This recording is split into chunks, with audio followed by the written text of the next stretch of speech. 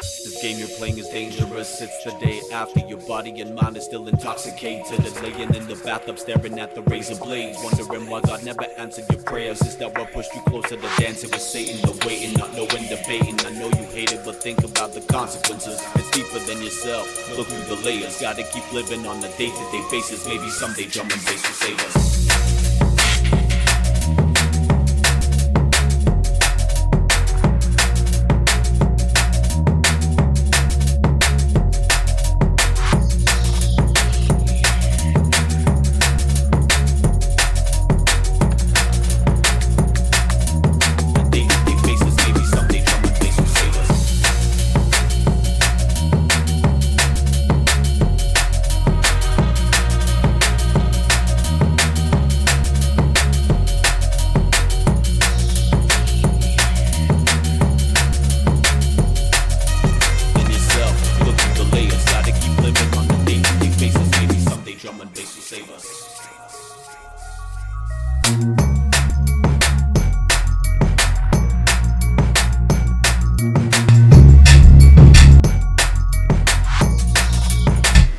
Hi guys, good evening. Where all are you watching from and how are you doing?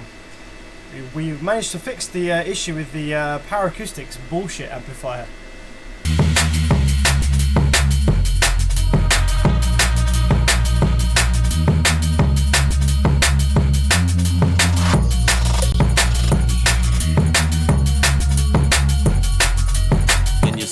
Look through the layers, gotta keep living on a day-to-day basis. Maybe someday drum and bass will save us.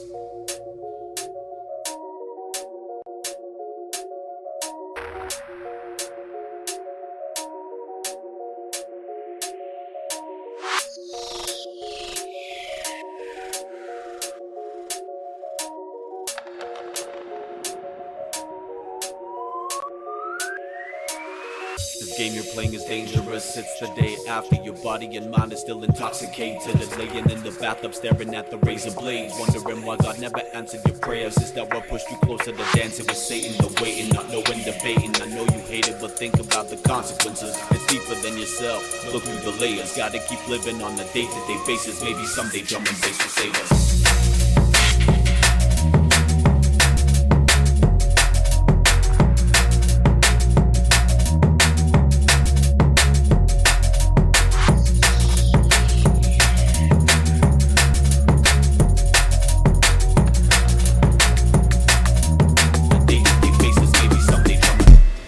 Yo, how's it going guys? How's it going? Thank you for tuning in, 25 watching so far. Good to have you all here. This is a lovely tune, this is a brand new song. The tune I was just playing is called... what's it called? This is something that popped up on my SoundCloud stream. Bow featuring MC Skywalker, Day to Day. And that is a free download. It just popped up on my SoundCloud stream. Very nice indeed. So for those of you who have been watching my stream over the last today and yesterday, we've been looking at a power acoustics badass motherfucker. Excuse my profanity. That's the name of this amplifier, Bamf. My camera does not like the shiny surface. This is the amplifier we've been looking at. And yeah, we've had some issues that I have been struggling to find, and I've been going through the amplifier now. This thing owes me a few hours actually, and I think I found the issue. I've actually got the thing to work, albeit it only works when I drive it with some signal through my frequency generator.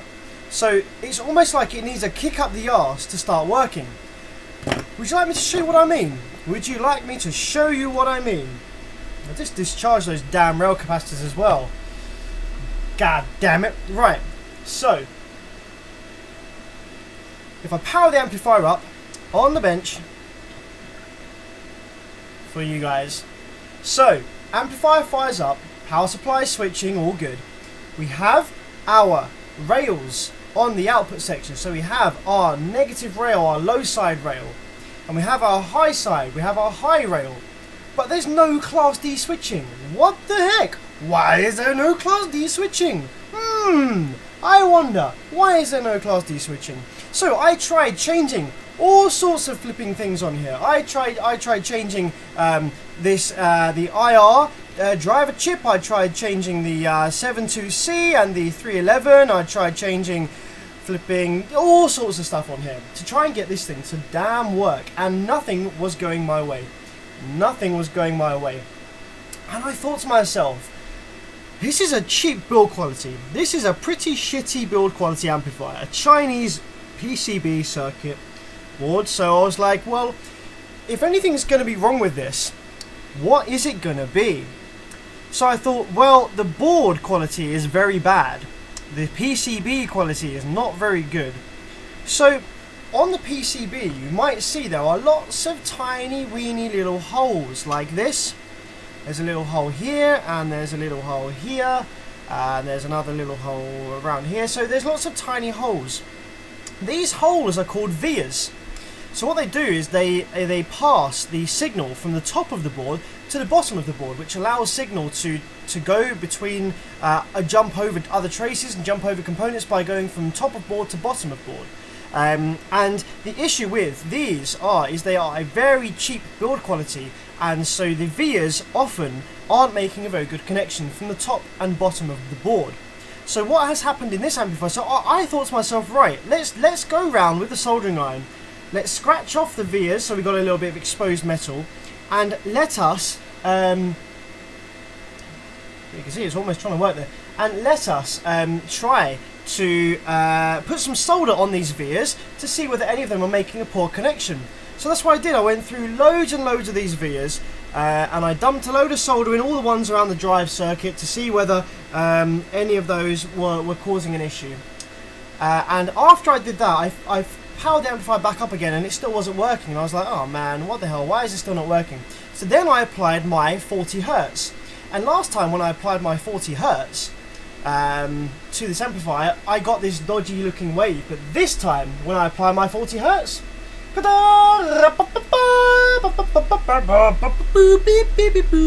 thing comes on and works beautifully.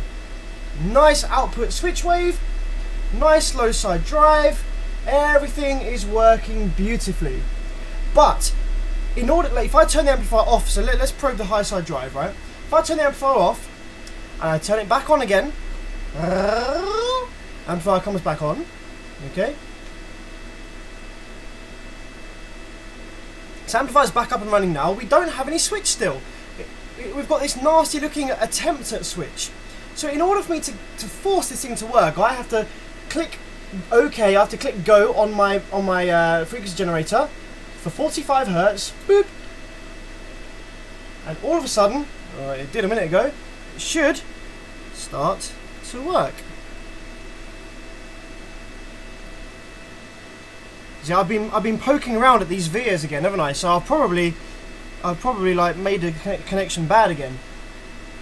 But yeah, this amplifier, the issue changes depending on what's going on with the vias. So as a result, it is the vias that are the problem. The vias have caused this amplifier to go down, to blow, and to stop working. So what I need to do now, in order to get this thing up and running reliably, is I need to take a small piece of wire like this. So I'm going to take some single strand copper wire. Where is it here? There we go. And so what I need to do is I need to fill all of the flipping vias in the output drive circuit section with this wire from top to bottom, so that they make a good connection and there is no bad via connections, because I don't know which one it is. I don't, it's a guessing game. Which via is bad? Who the hell knows? It could be any of them. I went around and dumped solder in loads and loads of them, so it could be any of them that are bad. So what I need to do is I need to go and fix all of them, put some metal wire in them all, and that is the only way that we are going to find out which one is the problem or get this thing working reliably, is just by filling all the vias in with some copper wire. How's everyone doing? What day is it? It's Friday! Yo! It's Friday! So, what's everybody up to on their Friday night, other than tuning in to me? Do you have nothing better to do with your Friday night, guys? Going out, hitting the town?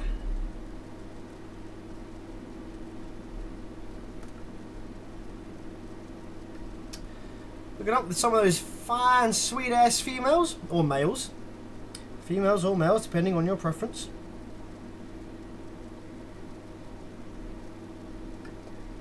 How's it going, Josh Hansen? How's it going, buddy? How's it going, buddy? Speaker Freak is still building his sound system. How's that going? Any headaches? Any headaches? Hopefully no headaches. Oh, it's 3:36 in the afternoon. Oh yes, I forget that it's afternoon for most of you guys, so probably still at work. Probably still at work. It's 8:30 in the evening here in the UK, in good old sunny UK.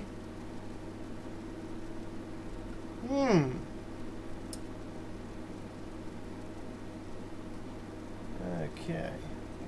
Sub box is half built now. Good stuff. Progress. I like it. I like the progress. I like it when they have the progress. Progress is good. Makes me feel good.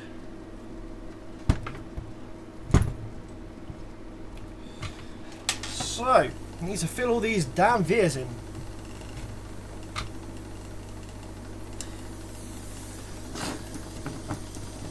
Hey Sam, I need a little help.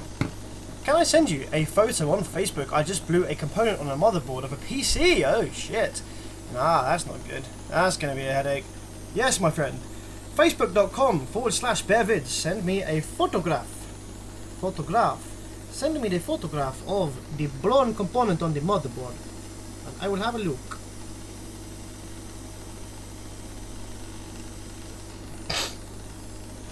So I dumped a load of solder on a lot of these vias, but I now realise that that was probably the wrong thing to do. I was trying to make a connection through the via with the solder, but the solder doesn't really flow through the via very nicely.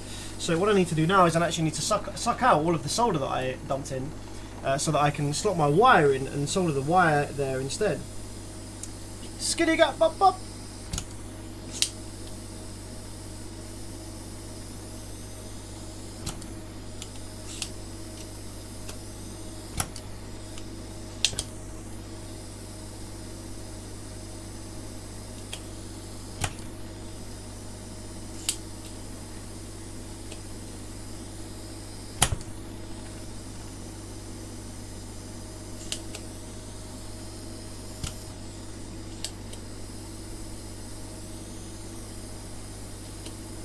So sunny, I can't get the bus to out of county tomorrow. Oh, that sucks, buddy.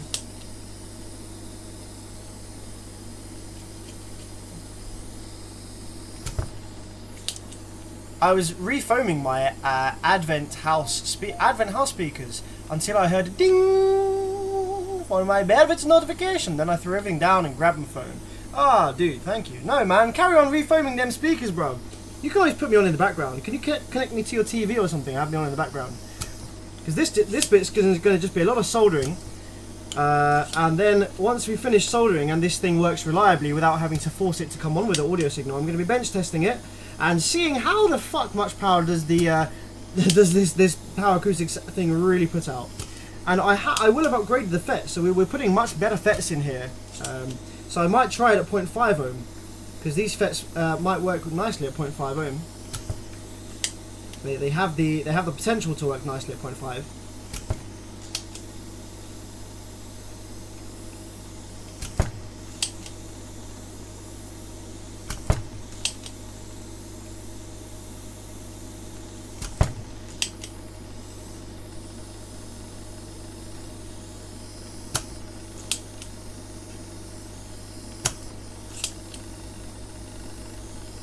Now, you see, this solder sucker here, in this scenario, works a lot better than an actual desoldering gun.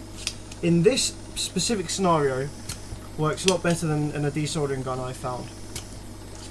For these little vias here.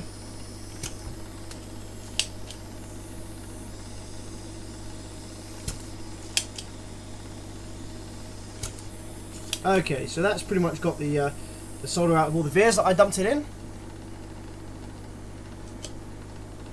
would it flow better into the vias with liquid flux? Yes, but the liquid flux that I have at the moment seems to be conductive when it heats up, which is no good. That's rubbish. So I'm not using my flux for the next few days until something better arrives that I have ordered. So we're kind of having to work fluxless at the minute. My solder is actually flux cored, so my flux core solder should have helped it flow through. But you know, just for reliability and just because it feels a bit nicer, I'm going to actually run actual wire through these vias instead. Actual cable through the vias instead.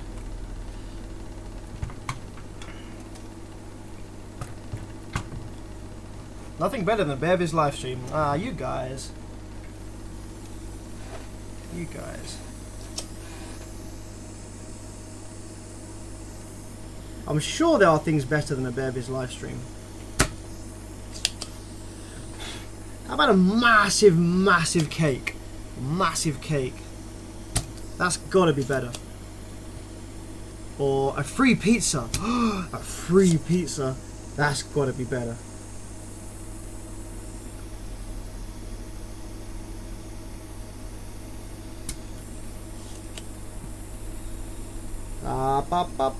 Have we got rid of all these? There's one here. It's a cheeky one there. Cheeky.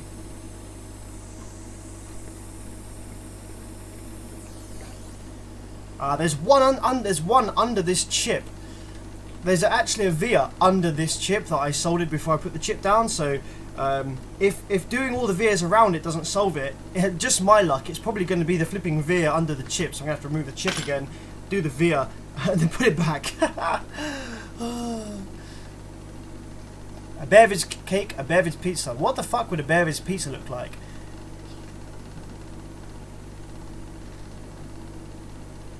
Lovand sends me 20 Norwegian kroners and says, good evening, folks. Thank you very much for that donation, buddy. Good evening to you too.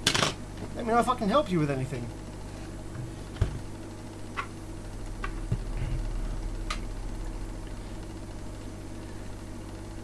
I could be seeing Burger Boy tonight, but I'm watching Sad. Oh, Matt! Ah, there's a free garage rave in London.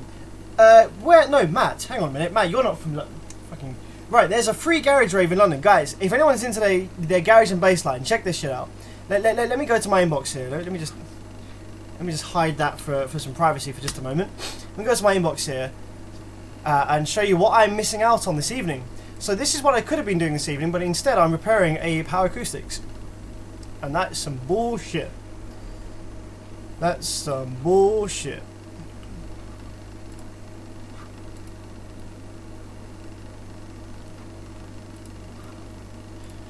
Right, so this is what I could have been doing this evening. Garage Skank in London.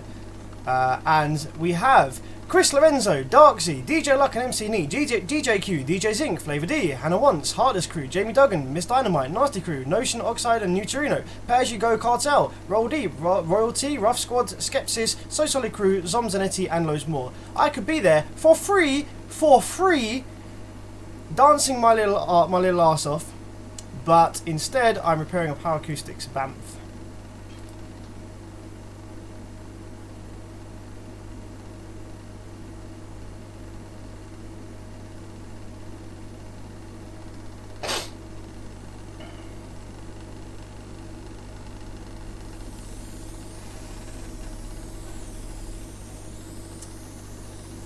Ah, joy.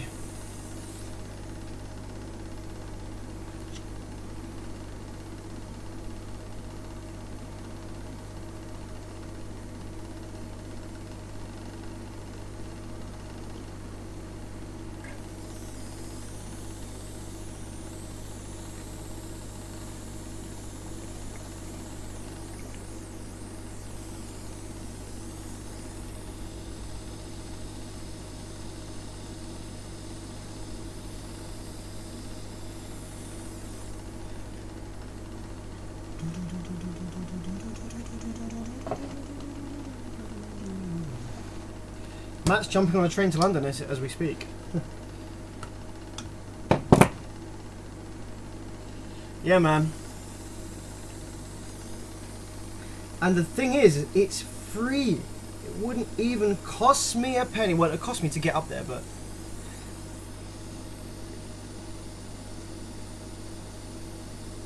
who knows? If I have time, if I repair this in time, I might actually jump out the workshop, jump in the shower, throw some clothes on, jump on a train to London and join in. Because it does look like a really good night, doesn't it? But I'd be going on my own. Who's ever gone out to a rave or gone out to a night out or something, some music venue on their own, just because they're like, holy crap, I love those people. And like literally no one, it's either short notice or no one will go with them. So who's actually done that and gone out on their own? I have. And it's great. You meet all sorts of fantastic people. You go out on your own and you come home part of a team.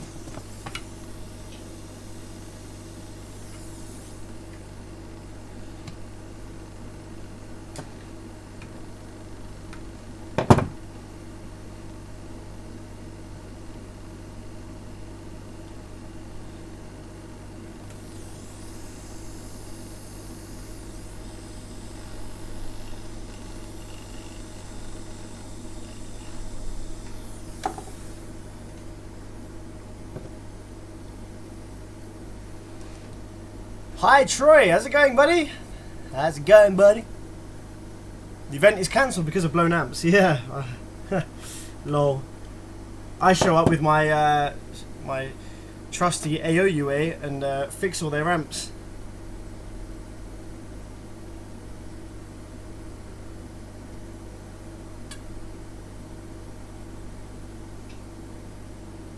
You never know, Sam.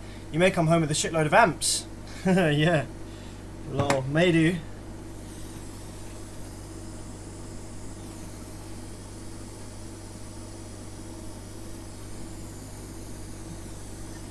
Got too many amps as it is. Though most of them now are repaired. I've actually had quite a good streak recently.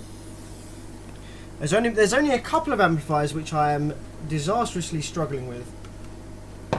One of those is the Phoenix Gold from my previous live stream. That one got worse on the live stream. Power supply worked and then it stopped working and then we left it. I'll give that another go at some point. I've got a newer US amps, one of the shit ones from China that I can't fix because it's a really old version of Class D and it's super fussy with the MOSFET outputs, and none of the modern MOSFET parts work with it because it's so fussy. So I'm struggling with that one a little bit. What else am I struggling with? Struggling with a Planet Audio Class AB 2 channel. Although that's probably, I haven't looked at that one for about 4 months now, and my skill level has increased a little bit over the last 4 months, so I could probably pick that up again and fix it, but I've left it for a while. And of course the Yamaha plate amplifier.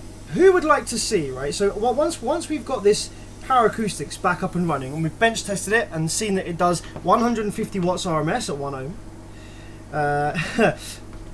Would anybody like to see me absolutely fail at trying to repair a Yamaha home theatre subwoofer plate amplifier?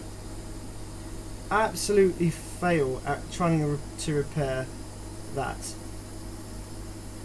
The video is not that long, I don't think. I've got a video of it that I pre-recorded in the hope that I would fix it and then I'd be able to upload the video, but yeah, the repair has not been successful in the least.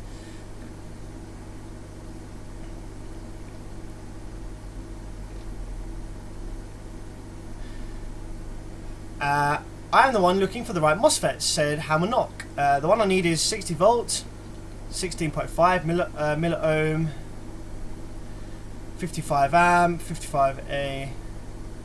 The one I need is 60 volt, and the one you ordered is 55. The one you ordered is a lower current rating, a lower voltage rating, and a higher RDS. So the one that you ordered is a much worse. Well, it's not much worse, but it's a little bit worse.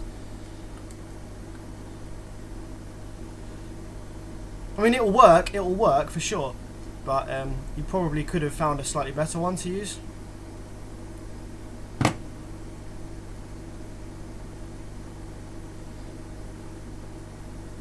Hi Alex Gaming, how's it going, buddy? Has anybody just joined? When do you repair that big red class AB amp? Which big red class AB amp?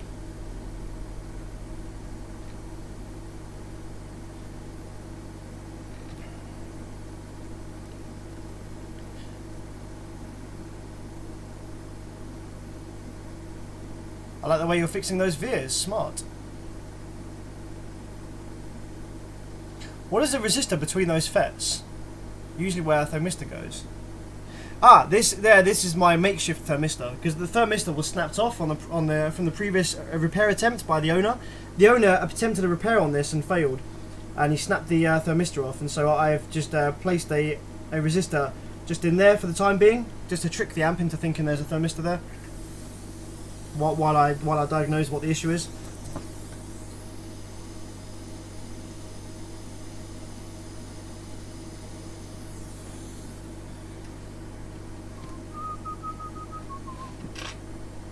This is one DJ you don't want to fuck with.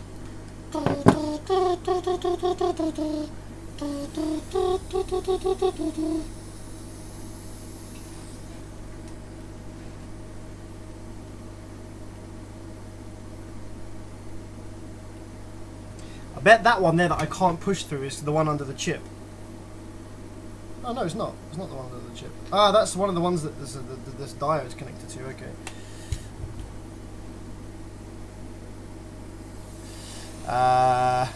What else we got going on in the chat?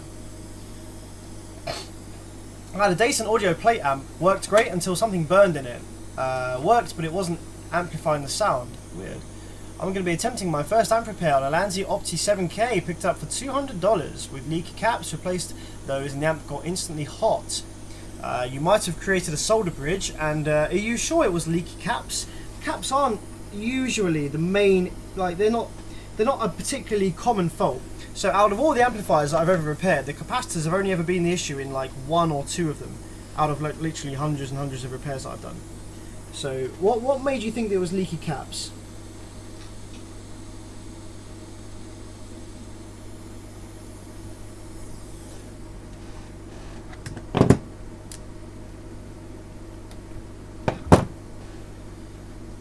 Hello Carlos! Yo buddy, how's it going my friend?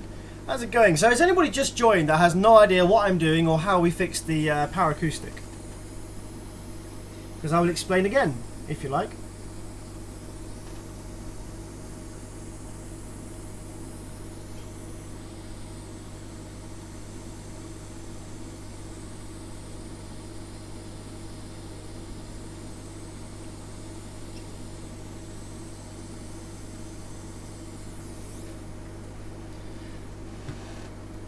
Carlos says yes. Hello, I'm doing fine, dear friend. Yes. So I shall explain what I am doing. So the power acoustics. This is a power acoustic badass motherfucker 5.5K. This amplifier came in with a blown power supply section, which was easy enough to repair. Very simple repair. Just change the FETs. The drivers weren't damaged. And the output section. All the FETs in there were good, like none of the FETs were damaged that were in the output section, but we had absolutely no Class D switch whatsoever. Like, it was just as if the drivers weren't even in the board. There was just rail voltage and that was it. No square waves, no attempts, no nothing. So I was like, what the fuck? So I fed a 45 Hertz sine wave into the RCA inputs of the amplifier to try and force the amplifier to switch, to see where it was losing the audio. And when I did that, there was like a very poor attempt at a Class D switching wave on the outputs. There was like a bunch of noise, like it was like it's trying to switch, but it was really failing. So I was like, right, bloody hell, change the driver. So I changed the driver, changed a few of the generation ICs. I changed some PMP transistors. I changed all sorts of crap on here. Loads of stuff. Loads of stuff tried to change. And nothing made a damn sight difference. Nothing changed the symptoms. It still would not produce Class D switch. So then I was looking at this board and I was thinking, right, this is a crap Chinese produced PCB, bad build quality, cheap rubbish. And so what is likely to be the problem in the build quality of this amplifier? On the board, you'll see there's loads and loads of where are we? Loads and loads of little holes,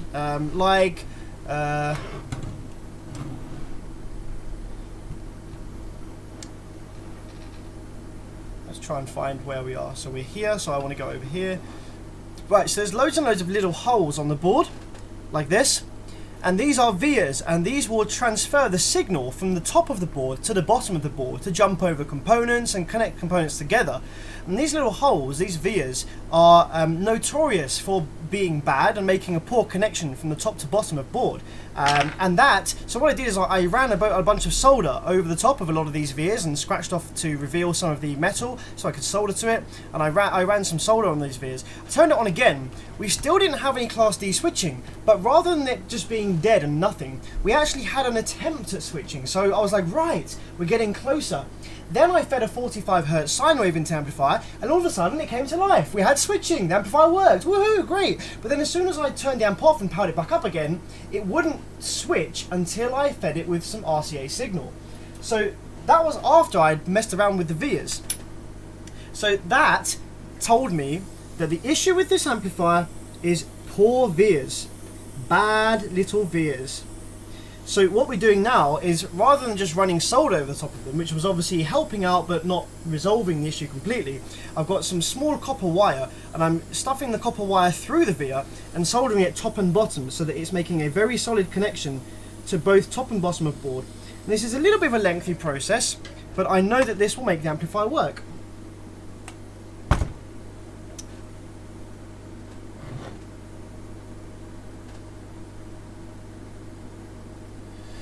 What value resistor did you use for the thermistor? I think it was a 6K. 6 kilo ohm. I tried a 47 ohm resistor to start with, because sometimes that's worked before, but the amp wouldn't come on at all. It was in thermal protect, so it thought that there was a thermal issue with 47 ohms. So I removed it and I replaced it with a 6K, and that worked. That tricked the amp into thinking that there was a thermistor there. The amp actually comes on without anything on the pads at all, I realised. So yeah, the thermistor, the resistor doesn't actually need to be there, but I didn't know that when I fitted it. Never fear, Carlos is here. Says DJ H. The caps were all bulged. Okay, I'm sure that there was an underlying issue, but that's why I started, because I know nothing. I'm from Barcelona, I know nothing. You'll only get that reference if you've ever seen 40 Towers TV show,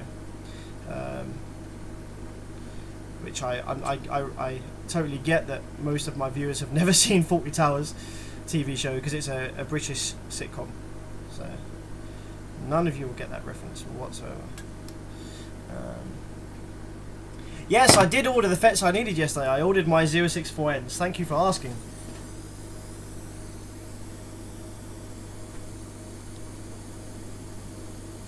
I remembered just before I turned my PC off, I remembered, oh, I need to order 064Ns. And so I think I bought 200 of them. So that cost me £200 or $350 roughly. $350 in MOSFETs. Hot damn, Class D is expensive.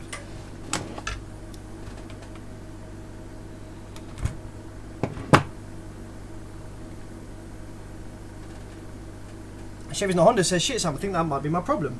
Yeah man, I'll tell you what, these vias, right, have been the problem on a few amplifiers. So far, the vias have given me trouble on about 3 amplifiers that I've worked on. One of them was a Solid Audio F2500. The other one was a Sundown SAZ2500 DV2. And now the third one is this little bad boy here.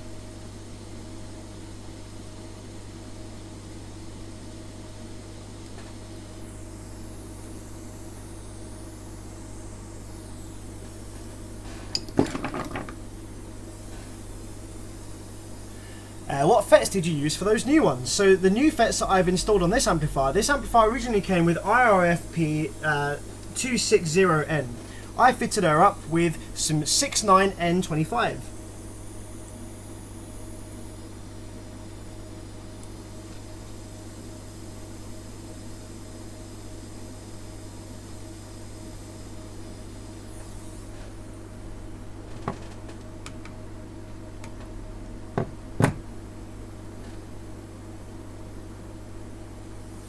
This is a lengthy ass process, I swear down.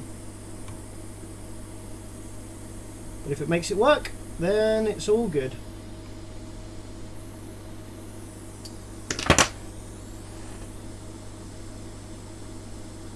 Because I hate being beaten. I hate being beaten by an amplifier.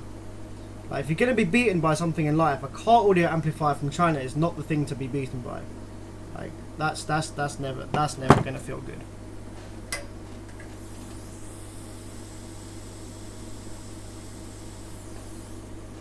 I feel beaten by a Yamaha home subwoofer plate amplifier, but I don't feel so bad because I have some respect for that amplifier, you know? You know, fair enough. You're a good amplifier, you're a complex class GH circuit. So if I'm going to get beaten by anything, then okay, fair enough. You beat me a little bit, you beat me here. Well, you beat me for the time being anyway. But a Chinese amplifier, no. Chinese car audio amplifier that is a Rockford Fosgate ripoff, no, my friend. You are not beating me today.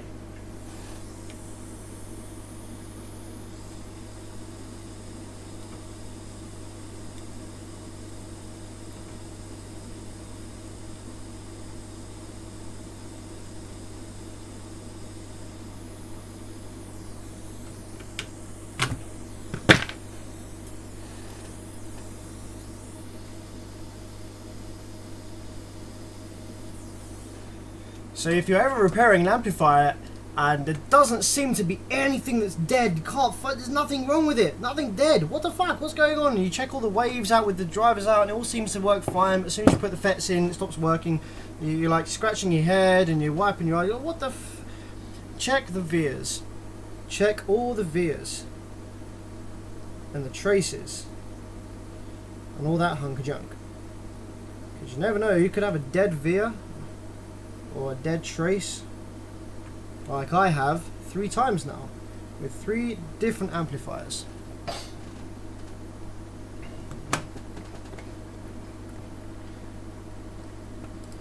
So far with the board I have found some vibration damage as well. I plan on going through all the solder joints. Yeah, check the inductors on the output section. They often do die. They often do vibrate against each other and snap and rub. Manuel, says Jacksat. Yeah, man, Manuel. I see you're doing some welding today. Yeah, kind of. I want to see somebody build a series tuned 8th order. I know of a couple of those in the UK. Series tuned, that would have some horrific group delay and all sorts. If the one I need is IRFZ 44V 60 volt, what would you recommend? 60 volt, I would recommend a IRF 30.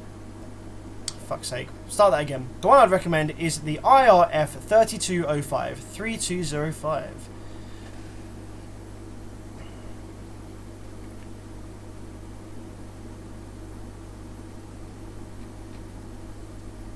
Live your life one solder joint at a time. Yeah, man. I've been pulling my hair out over this Zeus amplifier.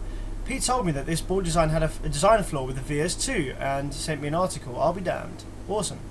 Oh, Perry told me. Yeah, Perry knows his shit, man. Perry knows his damn shit. He knows his stuff. Is there anyone who doesn't know who I'm talking about when I say Perry knows his stuff?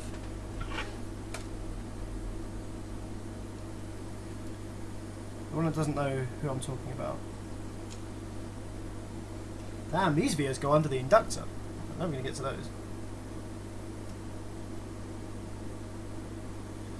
Never gonna get to those. Never gonna get to those. Never gonna get to those. Get to those. Never gonna get to those. Stanky beers. Never gonna get to those beers.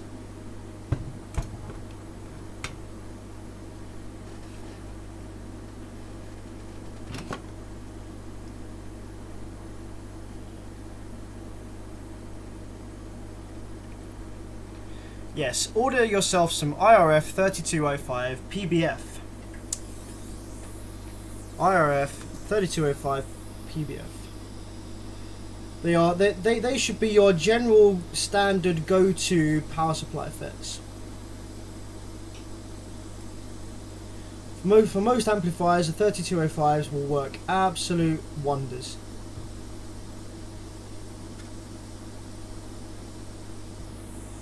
So they should be your go-to power supply FETs for the majority of amplifiers. The only amplifiers which they won't work with, in some cases, are Alpine MRP amplifiers that use a strange regulated power supply section that more resembles an output section. Then they might not. The IRF 3205s won't work as well.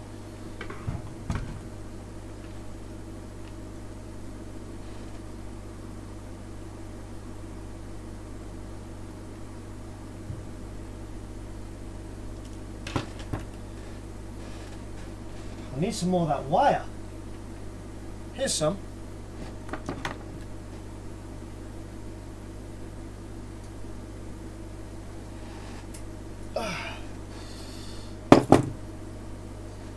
I felt like I was just cutting this wire off of like a wire tree behind me.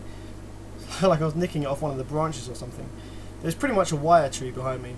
Imagine if copper wire grew on trees and you could just go out in your garden and just splice yourself off some more cable. That would be very handy.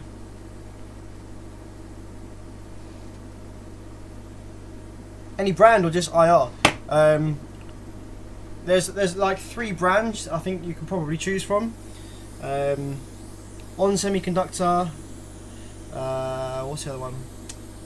Infineon. I can't remember. I mean, to be fair, what country are you in? Hammernock. Whereabouts do you live?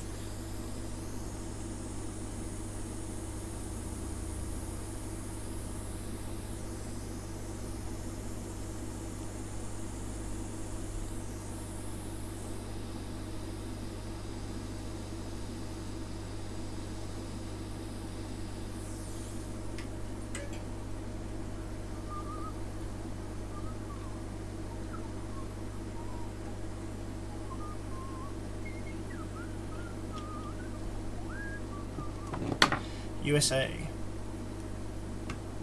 I would get them from Mouser or something like that. I'd just type in IRF 3205 into Mouser, and depending on how many you need, just get the cheapest like order for like. So if you need a few of them, get like a bulk order, and they're cheaper per FET. It gets quite expensive buying just like 5 FETs or something, so you're better off buying like 30 or something. Especially if you're going to be repairing a few amplifiers in the foreseeable future. It's always good to buy yourself a few at one time, because it works out much cheaper to buy them in bulk than it does to buy them a few at a time. Which is why I've just bought myself 200 064Ns, because it cost me like less than a pound a FET, rather than costing me like £2.50 a FET.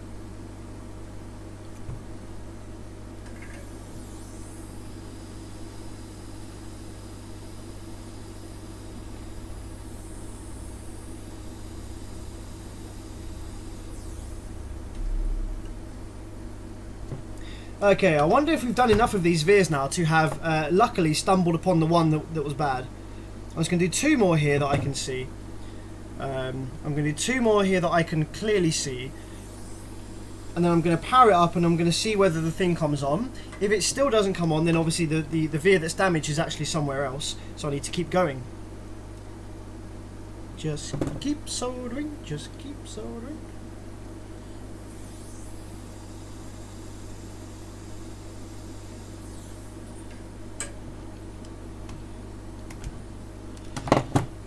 Flip the board over. I just need to run some solder across the top of these wires that I put through, because we've done it all from the bottom, so now I just need to go through and run the solder from the top to connect it all to the top of the board if the veer is bad.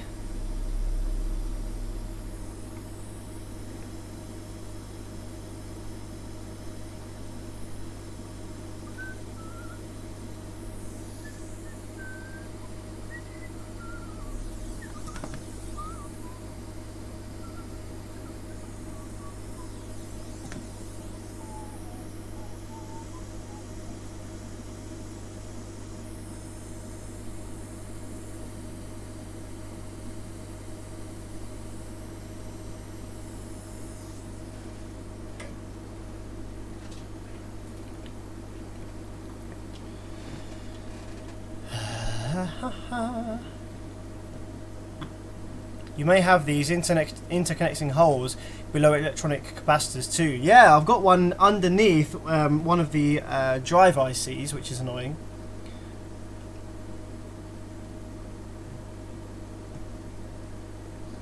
Who are some of the car audio YouTubers you watch regularly?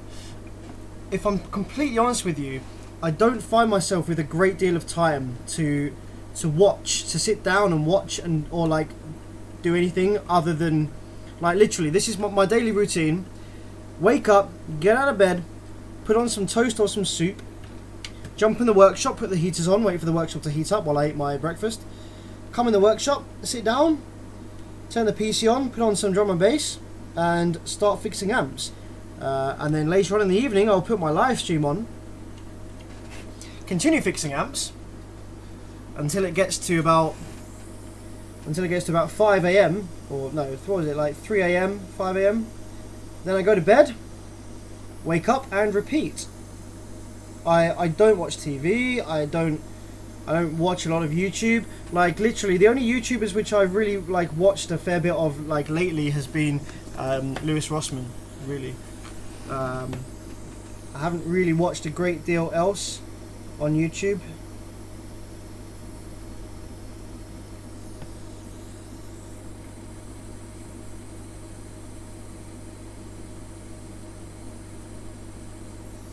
I kind of watch other stupid shit on YouTube as well, like Game Boy hacks for Pokemon games and other rubbish.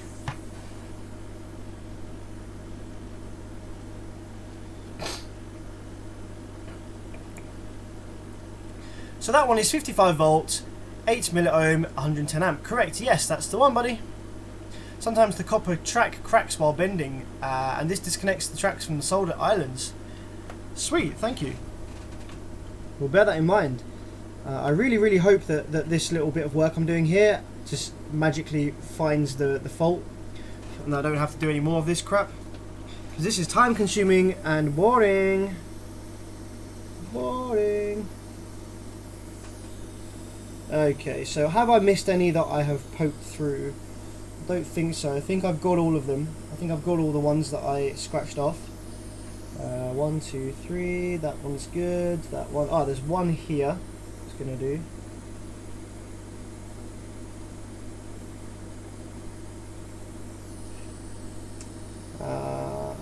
Anywhere else? Anywhere else that you're hiding that I've missed? There's one up just up the top here.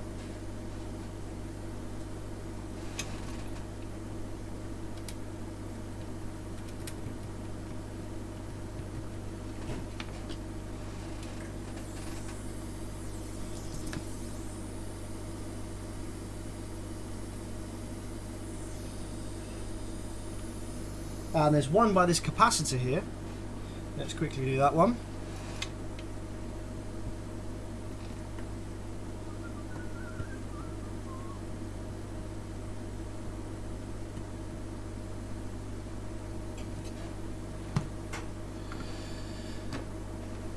Sweet. We will see if we can get this cheap amp going. That has been sitting for around 10 years in a box until I saw your live streams and got inspired. Damn! What amplifier is it again? 10 years in a box?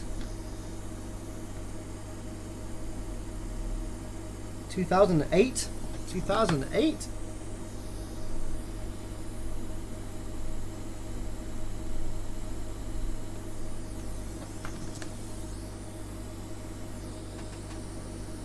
Okay, any more that I missed? Any more that I missed anywhere? La la la la la, any more? Check. Yep, that's good. Nothing there. Alright, let's power up and let's see whether I magically found the bad via by trial and error there, just by doing a few of these. Did I find the bad via or no? What do people reckon? Did I find the bad via, or is it still lurking somewhere that I haven't got?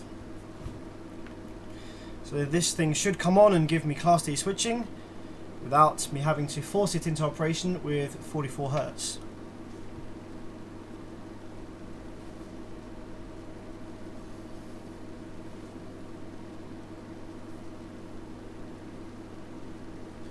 So Let's probe our high side drive. And let's apply some power. Go on, please work. Ah, god damn it. God damn it. So, all of those vias, and it wasn't any of those. God damn it. So if we give it 44 Hertz now, does it trick it into operation? So it must be somewhere else, must be one of the other ones then.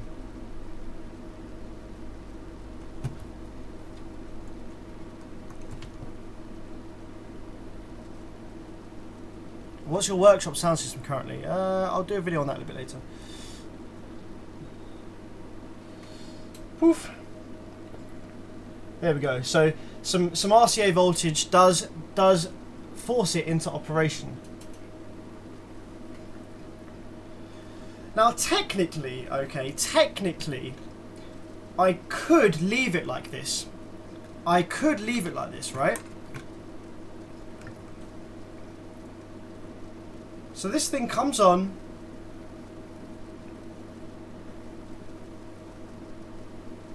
Aha! Ah, I wonder. Okay, this is something very interesting. Hello from Louisiana, says Travis. Hi buddy, good to have you on the stream. Okay, right, there's something interesting that I want to tell you about these amplifiers. So if you're ever in a similar situation to me right here, okay? So, we've currently got an amplifier with and its condition is that when you power it up, there's no Class D switching. To get it to switch, we have to force some RCA signal into the amplifier. But then once we've done that, we can remove the RCAs and the thing stays working, stays on. The only time I have ever seen that happen was on an amplifier that actually needed a load to be connected to the speaker outputs in order for the switching to ignite, to start in the first place. So I'm going to see whether that's actually the case here with this one.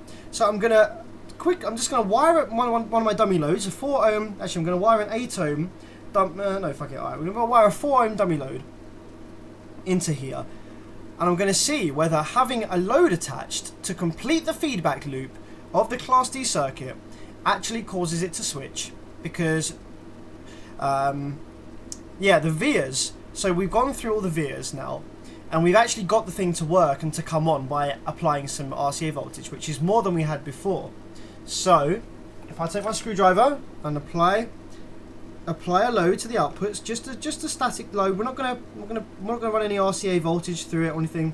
We're just gonna add a load, and that might complete the Class D feedback loop, and the amplifier might just start working. And I had this exact issue with a Sundown SAZ 2500D V2.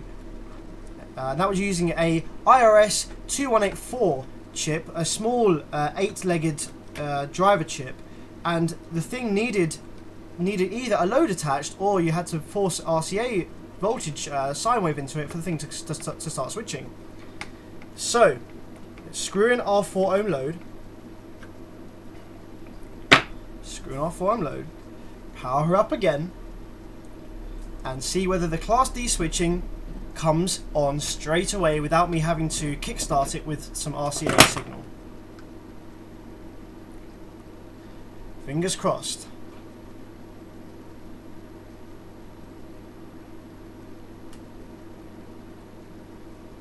Ooh. No, it doesn't. That's not the wave that we're looking for.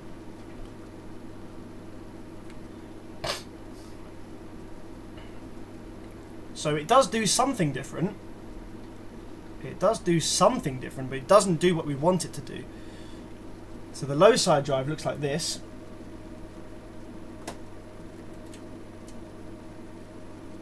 Which is no good. And the high side drive looks like this, which is no good. So the high side drive looks like a sine wave.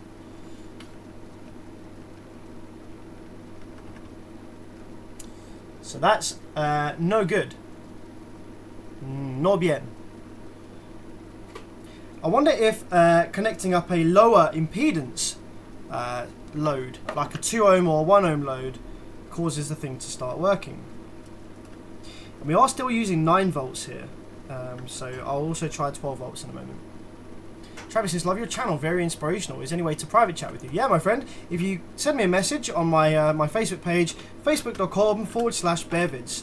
I should try and get back to you as quickly as I can, but that account is absolutely flooded with messages at the minute, so it might take me a couple of days to reply, but don't worry, don't fear, I will get back to you eventually, after a day or so. So now let's try a 2 ohm load and see if that kicks the thing into operation or not.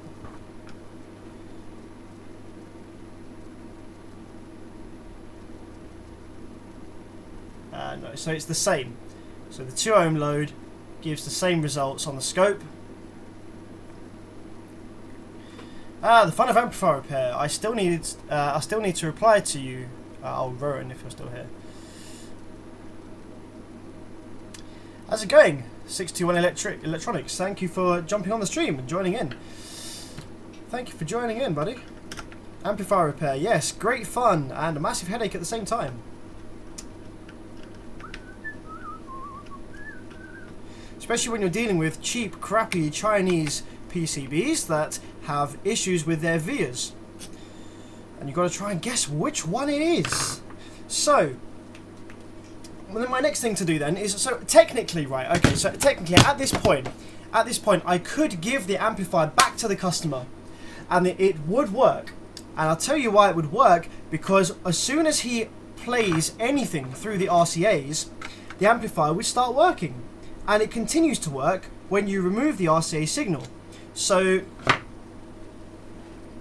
he would never know that there's still an issue with the amplifier, because all it needs is something to kickstart the Class D switching. But I'm not happy with that, you know. I'm not happy with that. I want it to kick into operation straight away without you having to kickstart it with some RCA signal. So what we're going to do is I'm going to just try.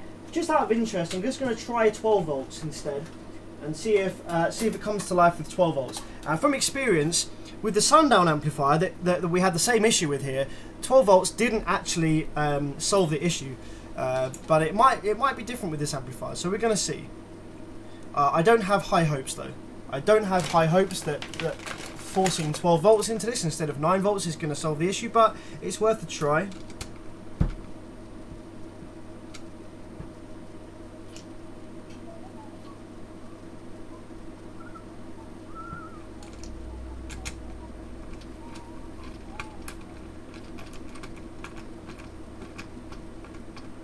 Yeah, I've done quite a bit of amp repair, but it has been a number of years. No worries, buddy. Home amplifier repair or car amplifier, or a bit of both, or PA amplifier. I'm mostly doing car amplifier repair. I've been doing it for about a year now. It's been going very well, and it's my main source of income.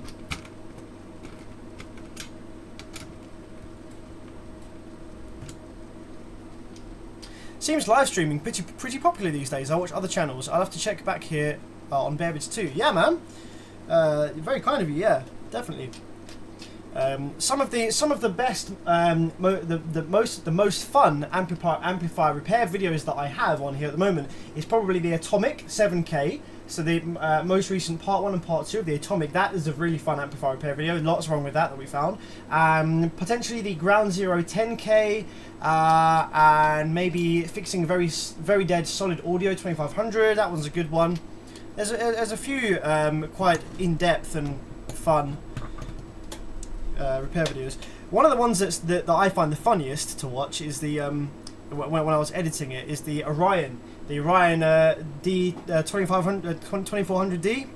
That repair. I had a few beers, and that's very funny to watch. I was in a great mood that day.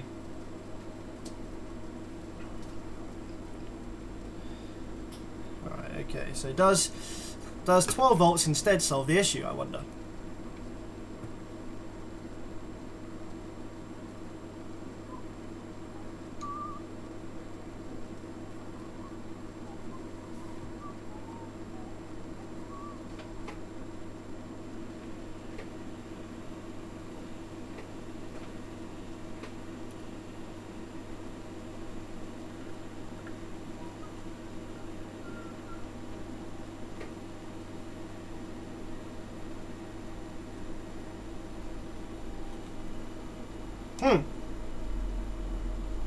Sorry, I had my scope on AC coupling, so I couldn't see the signal here.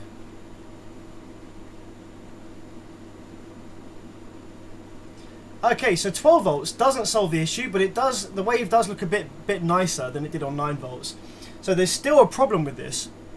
I'm going to try attaching my load one more time to see if 12 volts plus a load sorts the issue.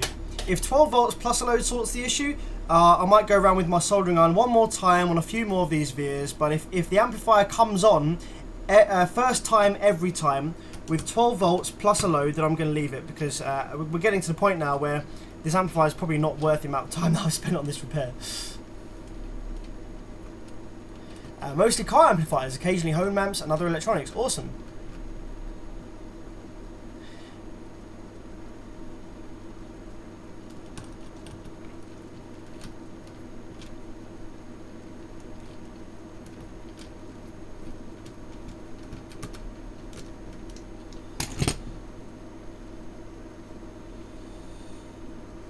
Okay, so 12 volts plus a load. Have we got any further?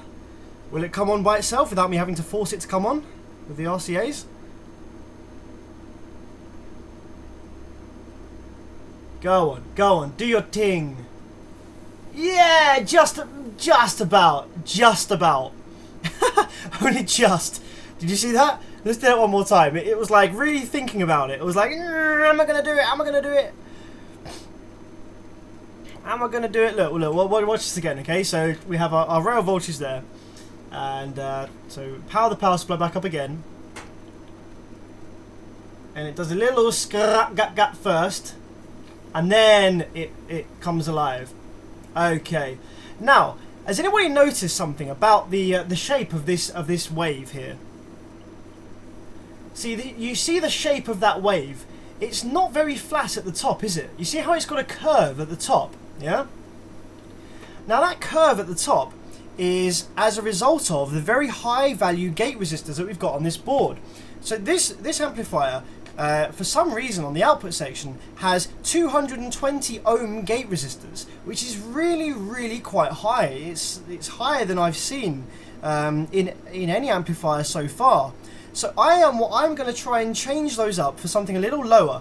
What have I got spare? I think I've got some what have I got spare that's that size? I might have some 47 ohm gate resistors just conveniently in that size, because I got a package today, or a couple of packages today from RS Components, and one of the things I ordered was some 47 ohm gate resistors. So the gate resistors on this are too damn high for sure. So we're going to see whether my 47 ohm gate resistors will come through, because that would be very handy, because I can swap those out and that might make the issue go away straight away. So what's we got here? Okay, so in my little package here from RS Components, we have some IRFB 4410Z, and this is for the JL Audio. So I can probably fix the JL Audio tonight after we finish this one. What else do we have? We have some small resistors here. What are these?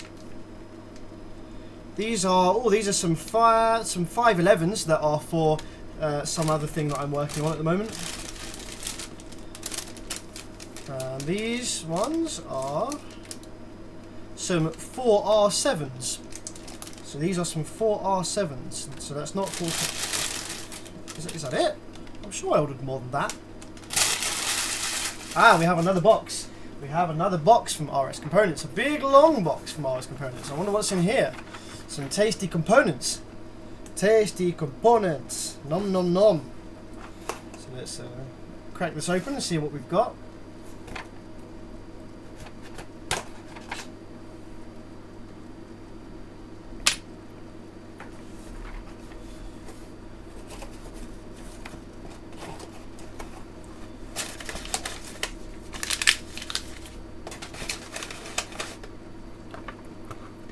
I'm curious, at what voltage drop point do you think I should upgrade my electrical? So there's 2 points during voltage drop that reflect 2 different things. The initial drop from 14 volts to 12 volts is mostly your alternator. So your alternator will put out it's decent current at 14 volts. When it starts to struggle, you'll drop from 14 volts and you'll start to hover around 12.8, which is where the battery's main current can provide its most current. And so yeah, if you're dropping under 11, so if you see 11.5 on the voltmeter, then you should upgrade batteries and cabling. Batteries and cabling. If you really want to stay above 13 volts, then you need to do something about the alternator. Upgrade it or run a second alternator. These are some small, tiny, weeny baby little MOSFETs that I'm using to fix a Monster Beats box, which is a home audio thing. These are some 24N40F. So that will be for our... what will that be for? That will be for our... something else that I was working on the other day. What was I working on the other day that needed 24N40Fs? I can't actually remember. There's something over there that I was working on the other day that needed 24N40Fs, but I can't remember what it was just now.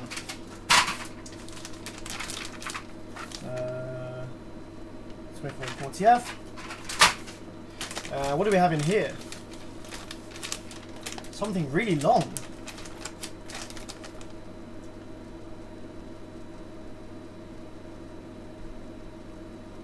What the hell? IR2101 SPBF. So this is the drivers. This is the drivers for the JL Audio, but why is it so long? Ooh, snap, says Tony. Managed to fix that B stamp. Yes, it is pretty much there. We're pretty much there with it. We just need to make a couple of tweaks and then we'll be able to bench test it. We've got it working. Oh my lord. Are you kidding me? Oh, are you actually joking with me right now? What else is in here?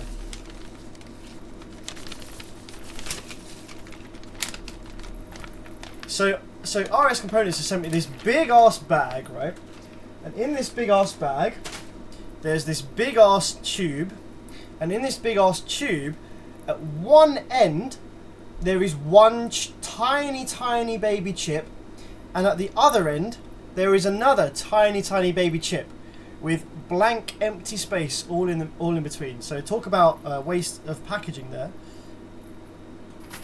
And we have some silica gel or something, and a humidity indicator. Nice, muy bien. All right. Right. So what was I doing? Damn it! So I don't have. Why don't I have my 47 ohm gate resistors? Because I ordered some of those. God damn it! Where the hell are they at then? Let's put these things away. Let's put these things away there. Let's put that down to one side so we can put that over. Let's put this new stuff over here for a minute and I'll sort through it later. So we've got 4R7, 511, and these are for our JL Audio. So we can fix our JL Audio, I think. We can fix our JL Audio.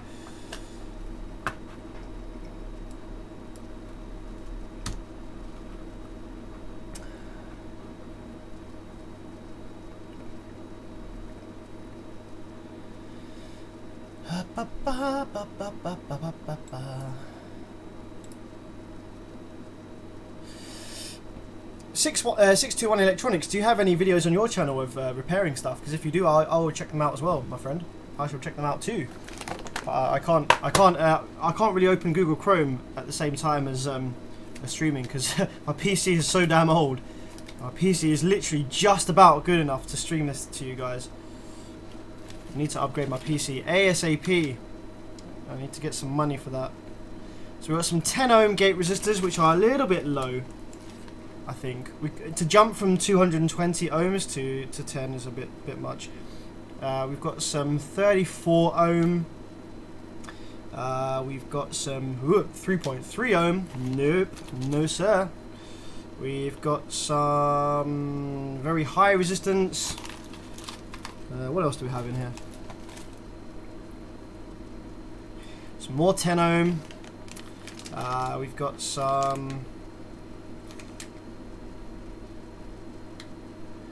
220. They're the same as what's currently in there. That's not useful. I might be tempted to fit this amplifier with some through-hole resistors.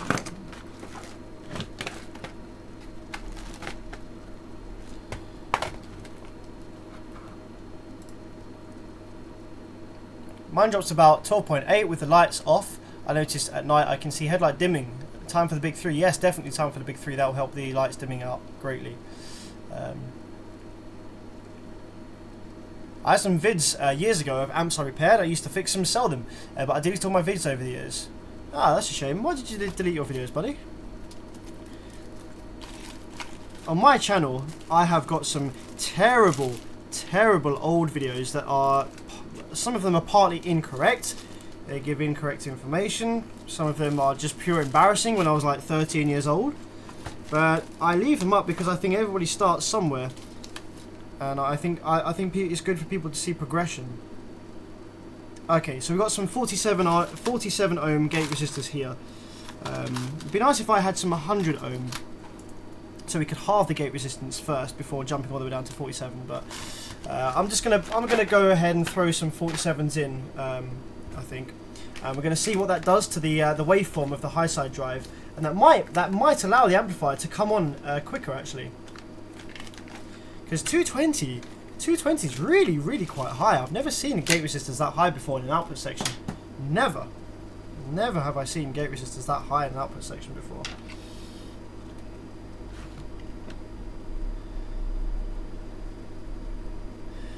Fixed, what did I miss? Nid Frost. So buddy, if anyone has recently joined and they don't know how I fixed this, this is a cheap Chinese PCB, and the vias on the board were making poor connections. So if we have a look on the board here, you can see that around the board there were lots and lots of tiny little holes. So you got a little hole here, you got some small holes here, I've filled in a lot of them, right? And these holes, they transfer the signal from the top of the board to the bottom of the board to jump over components and to connect everything together. And these vias on these cheap boards often make a terrible, poor connection from one top to the bottom of the board. And so what I did is I ran my soldering iron over loads of these, and I ran some small bits of wire through them, and the amp started kind of almost working. So we can force the amplifier to work by feeding it with a signal in the RCAs. But the amplifier doesn't start to work straight away when you turn it on, and so there's still something not quite right with it. There's still a poor connection somewhere. But before I go any further, I'm going to change the gate resistor values because I noticed they're very, very high. And the new FETs that I fitted, 69 and 25, I think they prefer a lower value gate resistor. So I'm going to fit a lower value gate resistor first, see if that helps out at all, and then continue going around the vias until we have stable operation.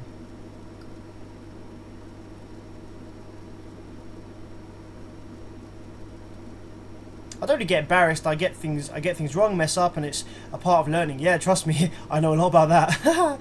Is to keep it brief, I get depressed over stuff and just delete videos, accounts on sites randomly. Fair enough, buddy. Whatever helps, man. Whatever helps out, man.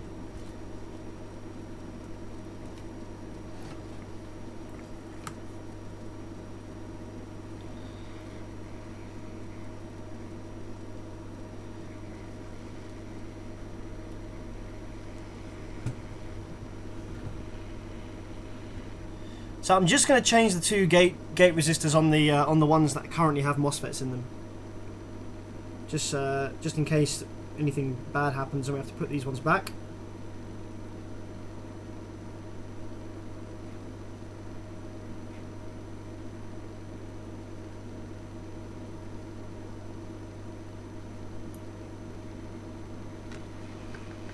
So the new gate resistors that I'm adding, just for a test here, are actually lower power handling.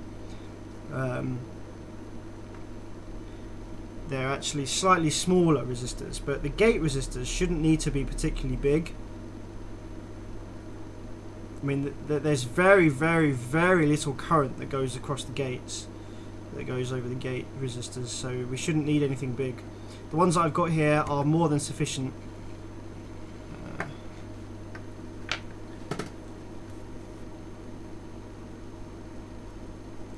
How does the stream look for you guys this evening? Is it playing smooth? Does the audio sound okay? Because I know we had a couple of issues over the last couple of days with streaming issues. So just how does it look for you guys tonight? I'm streaming at a slightly higher bit rate, but I don't think it makes a lot of difference. I have watched my videos back at different bit rates, like when I was streaming, and doesn't seem to make a huge difference to the video output. Did you end up putting the 47 ohm ones? Yeah, buddy, that's what I'm just about to fit now. We're just going to see if the 47 ohm improves the shape of the drive wave, because the drive wave looks a little bit slopey on the way up.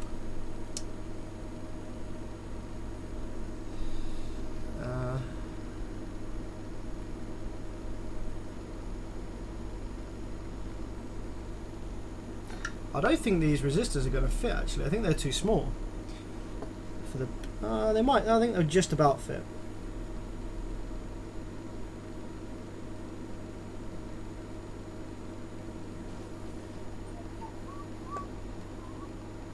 Don't worry, I'm just temporarily soldering one of the sides in first. I'm going to heat gun them down so they're nice and smooth and flat to the board.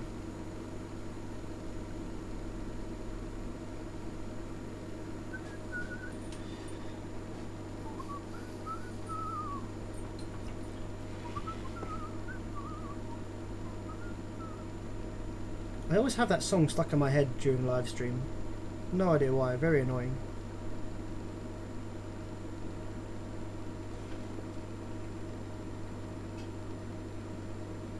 There we go, nice, nice, nice.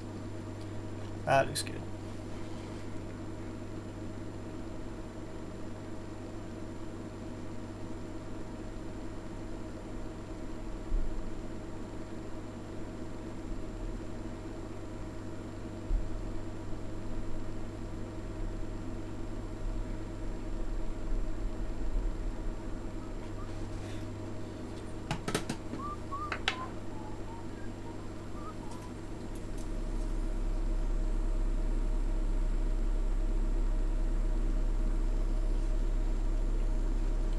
Okay, so let's see, does our drive wave look any better now that we fitted slightly lower gate resistors?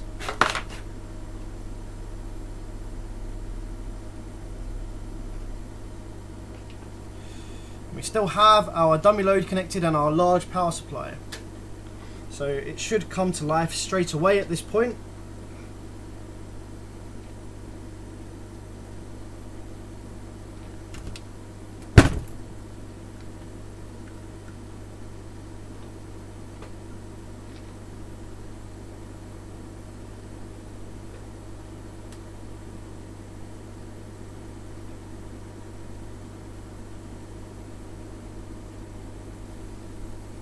There we go. That came to life instantaneously that time. And you see how the wave looks so much nicer now. You see how the wave looks so much better. We haven't got that curvy top anymore. We've got a very, very, very, very, very small curve on the top. But that's nothing to be worried about whatsoever.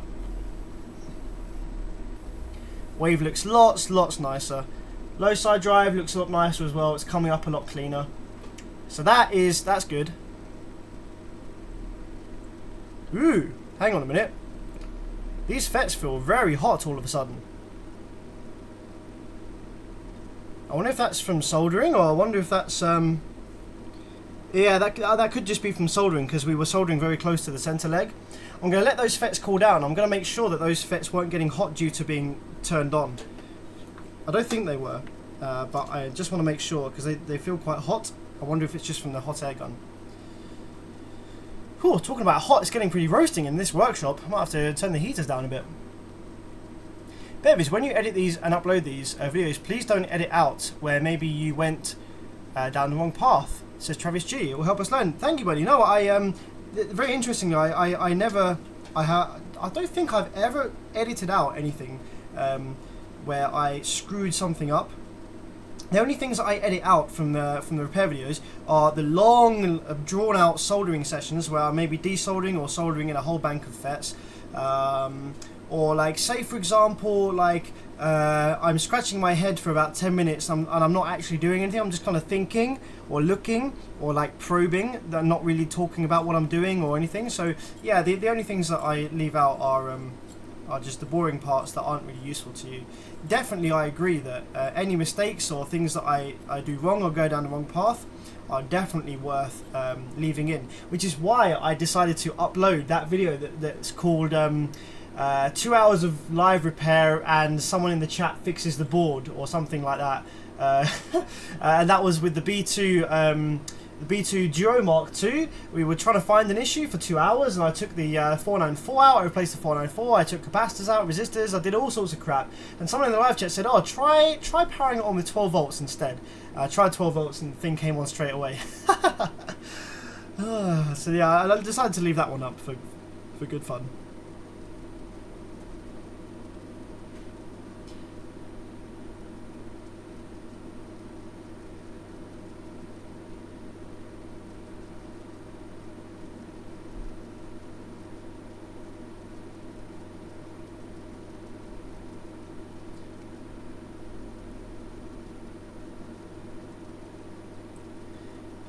Hey Sam, and hey everyone, I hope the stream can cheer me up today. Super bummed. I got an RF Rockford Fosgate T3001D in the mail today and the whole chassis was bent. Holy fuck, no way.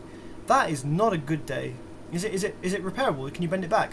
Just very quickly, so these FETs, they've cooled down again. So I'm going to power the board up one more time.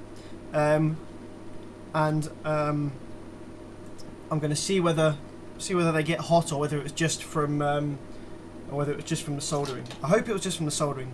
If it's not from the soldering, then what I'll do is I'll put the 220s back because they stayed cool with the 220s. Although I wouldn't understand that. If that was the case, I wouldn't understand that as such. But because the wave looks a lot better with the 47s, so I don't understand why they'd get hot with the 47s.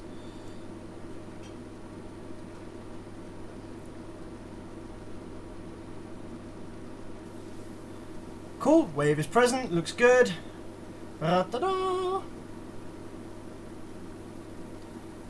Okay, now let's turn her off. Let's feel for heat. Ah, no, they're nice and cold. Okay, so it was just from soldering. Phew! Phew! Thank Lord for that. So, great success. What I'm going to do now then is there's a couple of things that I'm going to do to this board before we put her back together and run a bench test and see how much power she makes. So the things that I'm going to... So obviously this is repaired now. The thing comes on. It works great. La-di-da-di-da. So the thing that I'm going to do is, before I put it back together, is I'm going to run some fresh solder on some more of those vias, just so, because obviously there's an issue with the vias. So I'm going to fix up a couple more of the vias, just the obvious ones around the drive circuit. And I'm also going to change all the gate resistors for 47 ohms because they work nicely. So let's turn my hot air gun back on. I'm also going to put over this side of the board. I changed one of these chips. Let's have a look over here. Over this side of the board, I changed one of these little OP amplifiers that was originally a 4380 or something, and I changed it to an 027C. Sorry, 072C, but the actual original one is a slightly better chip. So I'm going to put the original one back on because, yeah, that was nothing to do with the issue at all. So I'm going to put the original one back on there and take the 072C off. But apart from that, then we're just going to fit all the FETs in. Bollocks, bugger and Follux, blah blah bugger. So I can't actually bench test this amplifier tonight because my 064Ns haven't arrived yet. I'm pretty sure I bought those from. No, I didn't buy them from Iris. I bought them from Mercatillo. So I can't actually bench test this tonight because I haven't got enough power supply FETs to bench test it. Bugger. So that'll have to be another day when the FETs arrive for the power supply section. Unless, no, I can bench test it tonight because we have got some 064Ns which are currently sitting in some other amplifier that I'm mid-repair. So what I can do is I can take those out of there and I can load this up with them instead. Great! Never mind, ignore that, we can bench test it tonight, we can. Don't worry, be happy. We can bench test it tonight, don't worry.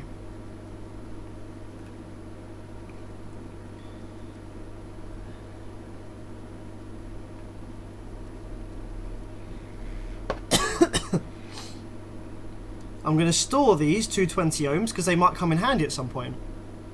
There's nothing wrong with them, they're just the wrong resistance for my circuit now. I'm just going to put you guys on mute for one moment while I take a personal call.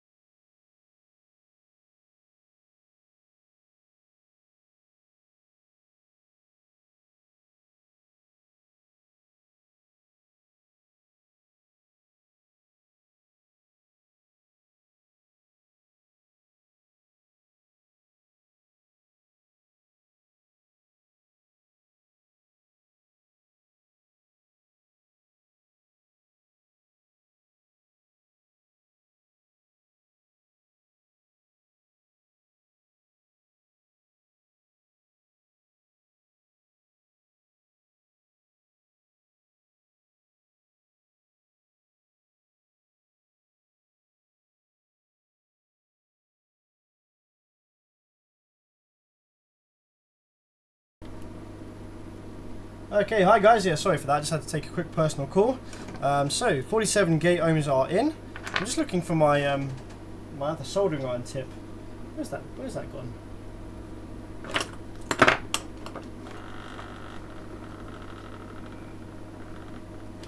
Okay, can't find my tip. So in the meantime, we're going to replace the chip here that I said I'll set about. Yeah, no sound because I muted my microphone because I was taking a personal call for a moment.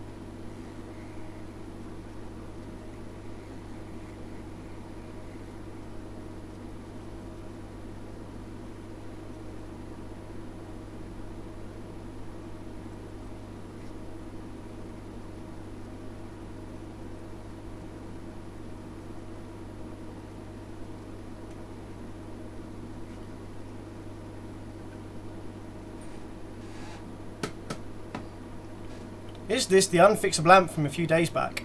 What was the unfixable lamp from a few days back? Hi Tom, how's it going? Morton says, hi, just joined. Yes. So yeah, if you've literally just joined, then you wouldn't have heard me say that I was taking a personal call, so no worries.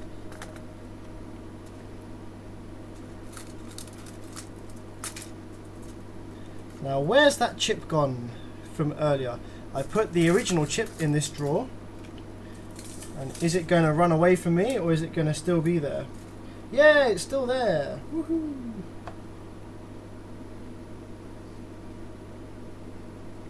So we can put the original chip back on, because the original chip is a slightly better chip than the 72C. Slightly better chip than the 72C.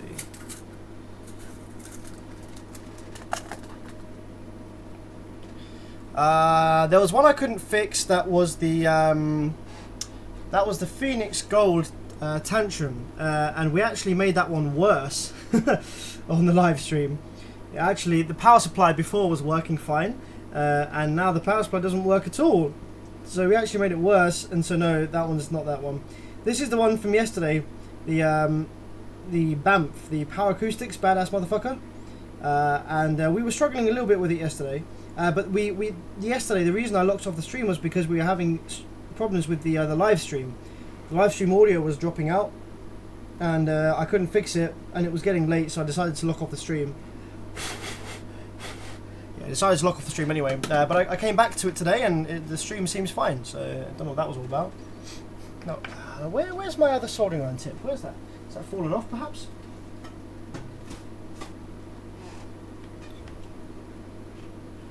Ah, there it is. The hat's fallen down.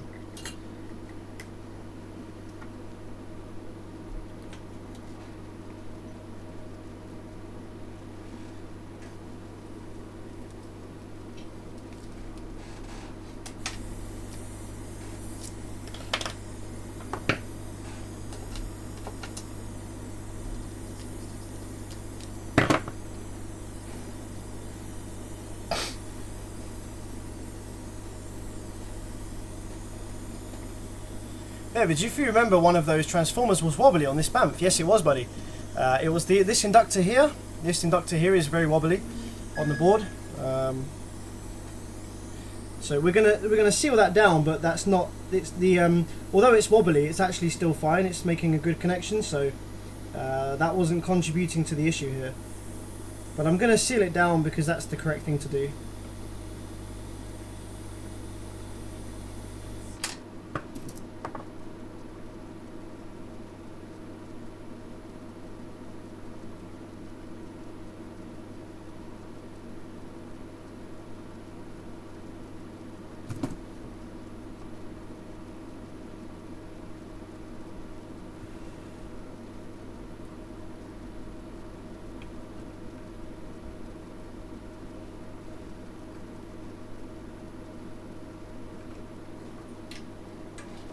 So I'm going to do a couple more veers on this amplifier, because the veers are the things that seem to have been the issue. So we're just going to scratch away and just going to solder a couple more of these veers together, hopefully to make it more reliable going forward.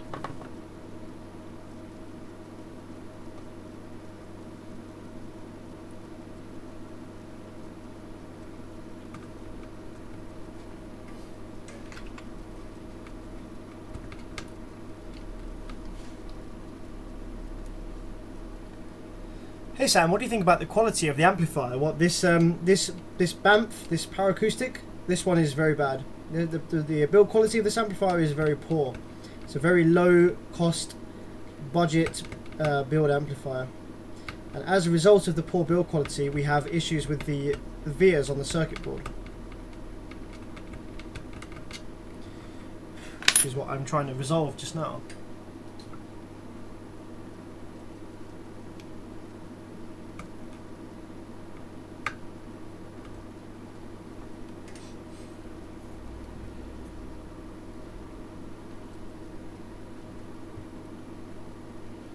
Down, down, down, down, down.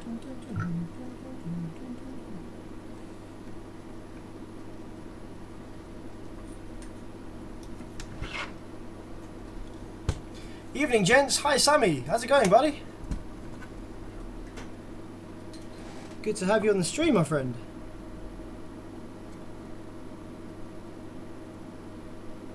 It's always nice to see a familiar name on the stream.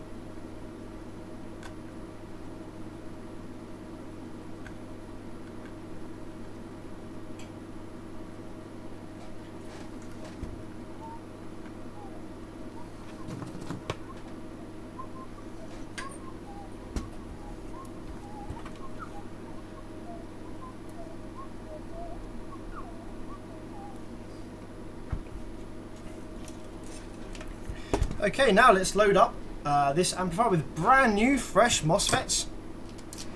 Brand new fresh MOSFETs. Screw her back together. Fix the inductor down so it doesn't wobble around. And bench test. Yeah, bench test time. 30. Well, I'm off to my local digital designs dealer trying to get me a new 10 for my Nissan Cube build. Awesome. What sort of budget do you have, and what sort of power are you looking for? The 3510 ESP is very nice.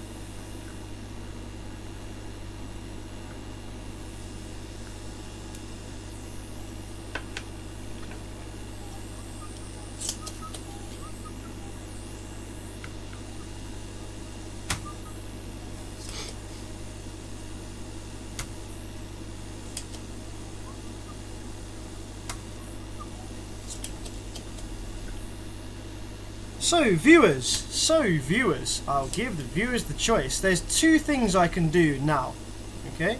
What would you rather see? So I can either put all the parts back together for this power acoustics and bench test the power acoustics, see what power she does, or I can do that later, put this to one side, and I can continue the repair on the JL Audio JX 1000/1 V2. So you can see the repair procedure for the JL Audio, because I've got all the parts in stock for that now. That's quite an interesting one. So would you rather see the power acoustics bench test first, or would you like to see me work on the JL Audio JX, sorry not JX, it's XD, JL Audio XD 1000/1 V2? Let me know.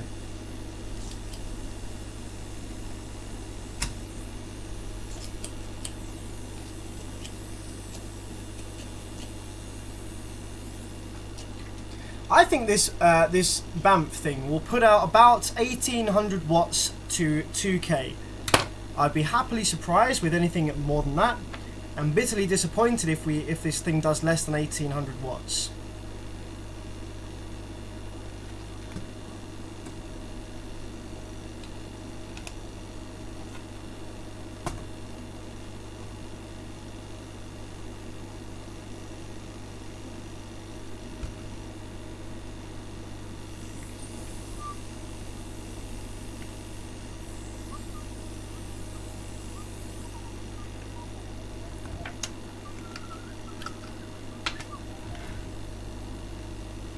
So that is a BJ batch. I'm just going to get my batches all That's an AV. That's all AV. Bugger. All AV. So I just happen to fucking take them. Damn it.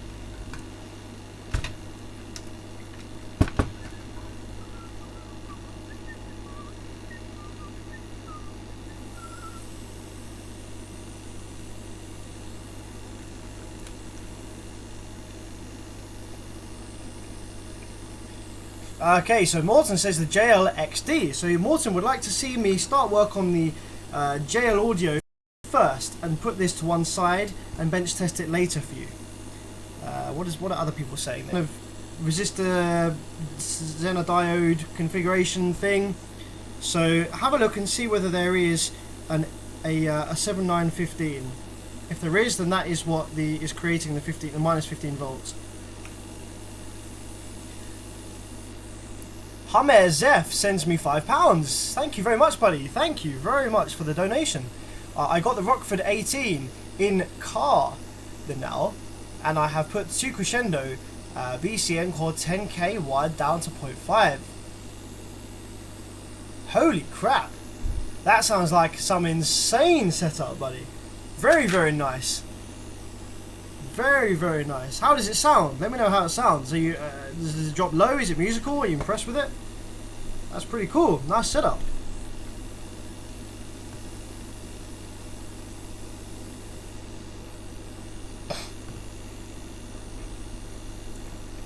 Could you fart without a beep? Pardon? Pardon? Some stream is stuttering again. Oh no, really? How is the audio for everyone? Video offline?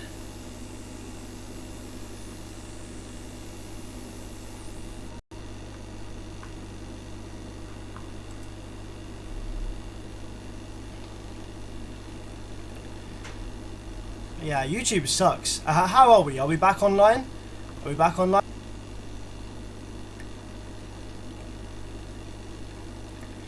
OBS keeps dropping out.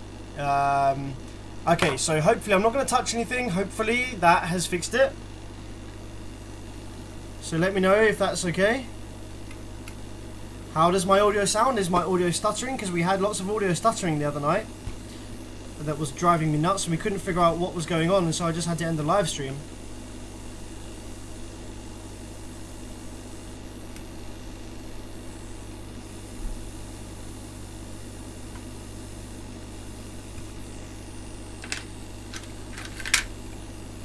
Stuttering here too, but when it's working, the stream audio is excellent. Okay, great. YouTube keeps cycling back and forth between your vid and Trump Live. What? Sound is good, thank you.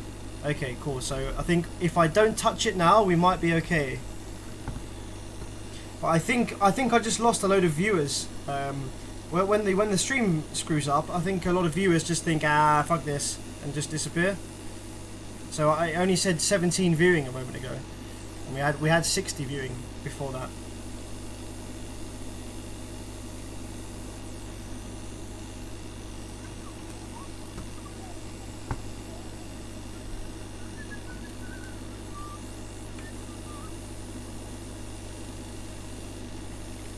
So I'm just going to solder these FETs in. Now I can either put this thing back together just now. I can either put this thing back together just now and bench test it and see what power this power acoustic does, and then move on to the JL audio. Or I can put this down to one side and jump on the JL audio straight away. What would you rather I do?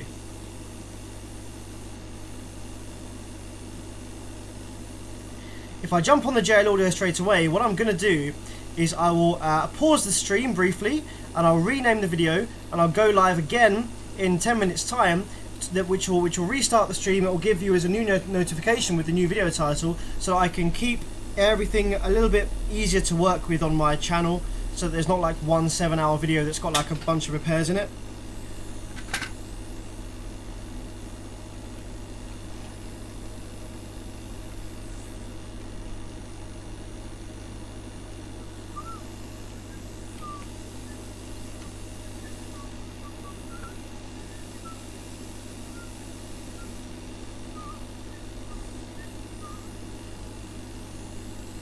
.44 watching, okay, that's not so bad.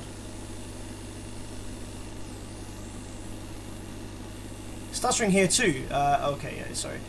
Sorry if I missed your reply. The budget is $1,500 for a single 10. Oh, and an amp. I was looking at the 3510 amp suggestion. It depends what you can get over there. If you wanted to stick with digital designs, maybe the M2C.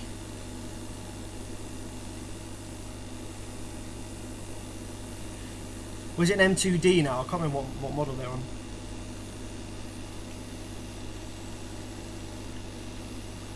Or see if you can get Ampere audio. Can you get Ampere audio where you are? If you can get Ampere audio, then they are phenomenal amplifiers from Xenon factory in Korea. Really, really nice amplifiers. So shall I put this to one side just now, and shall I get out the JL Audio XD 1000/1 to repair, or shall I quickly finish doing this, bench test it, and then get the JL Audio out? What do you reckon?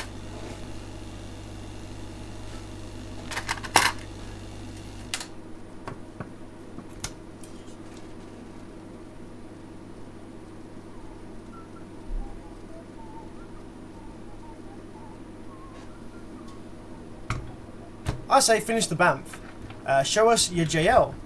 Watching from Bristol, UK. Awesome. Good to have you on board, buddy. Good to have you on board, MPH. Awesome stuff. Bristol. How's the snow in Bristol? Bench it, please. So what we got? Last option sounded best. Okay, so most people are wanting us to put this Bamf back together and bench test it. Okay, let's do that. Let's do that. Let's just quickly. Sorry if I overwhelmed you with my build picks on my equipment. Just saw where you recommended that HP power supply for $50. Awesome. JL. Most people are saying to finish off the power acoustics and then move on to the JL. So I think I'll finish the power acoustics and then we'll move on to the JL audio.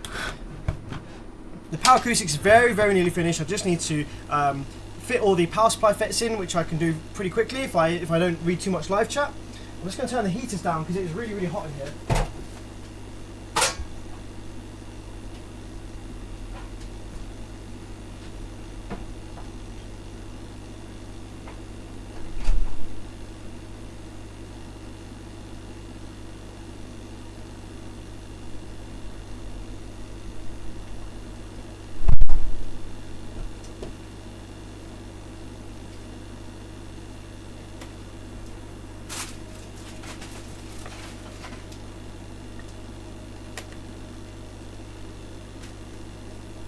Snow is still 5 inches deep, holy crap.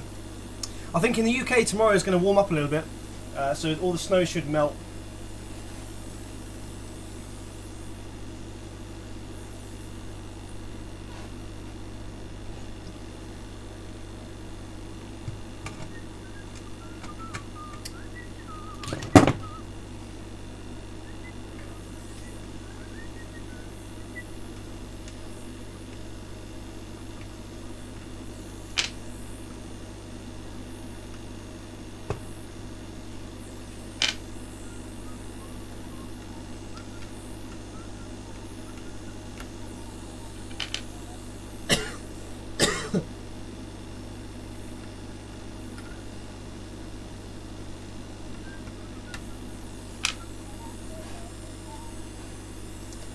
You get what you pay for this amp, yeah, still with that shitty amp. Yeah, we fixed it though, we're just putting it back together and we're going to bench test it, buddy.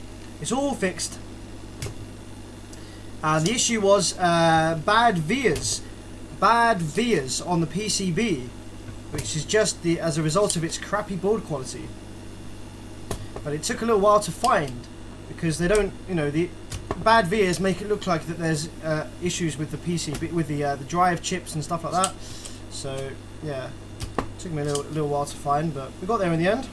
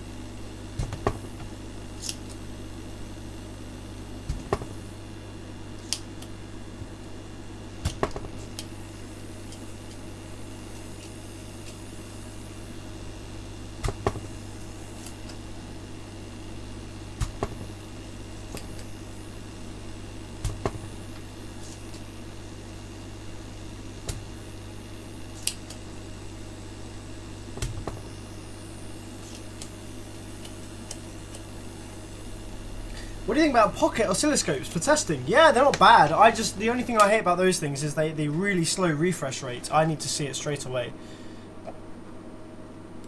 Is the power acoustic good equipment? I've always heard they're underrated and not well built.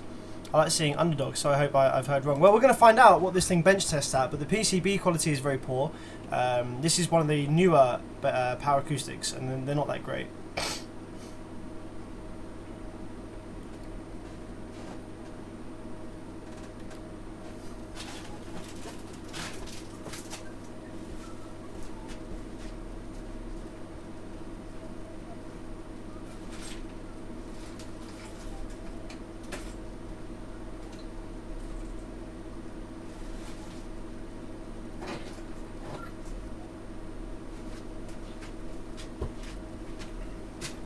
Right, I'm just going to steal some of my 064Ns from this board.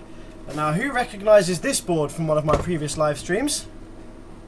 Just going to put that down to one side for a sec.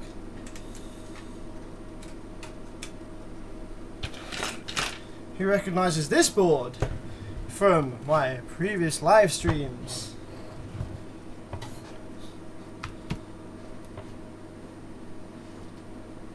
Greetings, Brian. How's it going, buddy? I have a pocket oscilloscope and it's not bad. Yeah, they're not bad. I just really hate the slow refresh rate on that.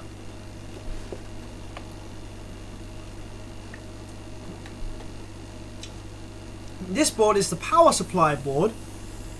The power supply. So this is only half. This is only half of the amplifier. This is the power supply board from a Vibe Reaper 10,000 watt RMS amplifier.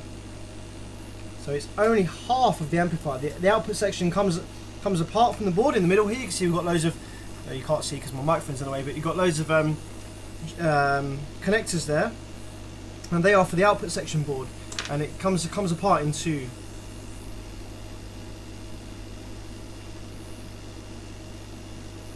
So this is a very big amplifier, and we've almost fixed it. I'm just waiting on replacement FETs to arrive, and then we shall repair it, and that will be happy days.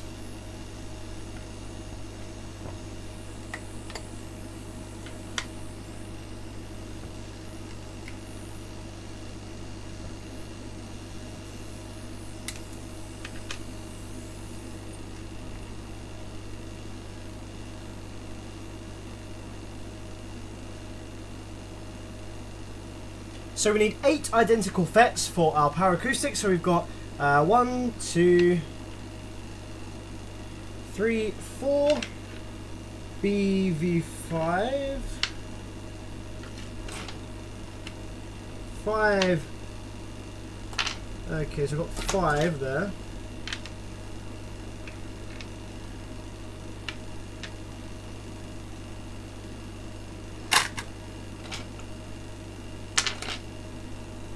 So I need 1, 2, 3, 4, 5. So I need 3 more.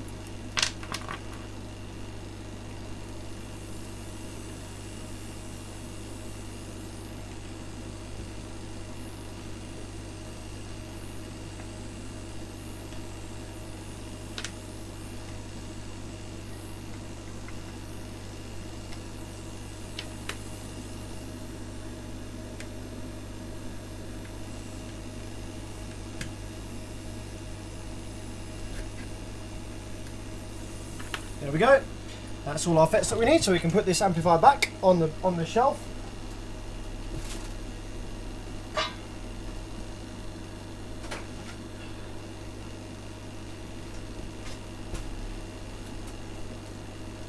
And let's load our Bamf up with a power supply. Let's load our Bamf up with a power supply.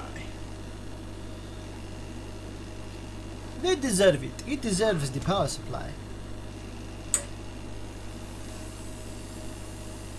The Reaper got to it. Why is that's why the Reaper got to it? Oh, the Reaper got to it. Yeah, I just got that.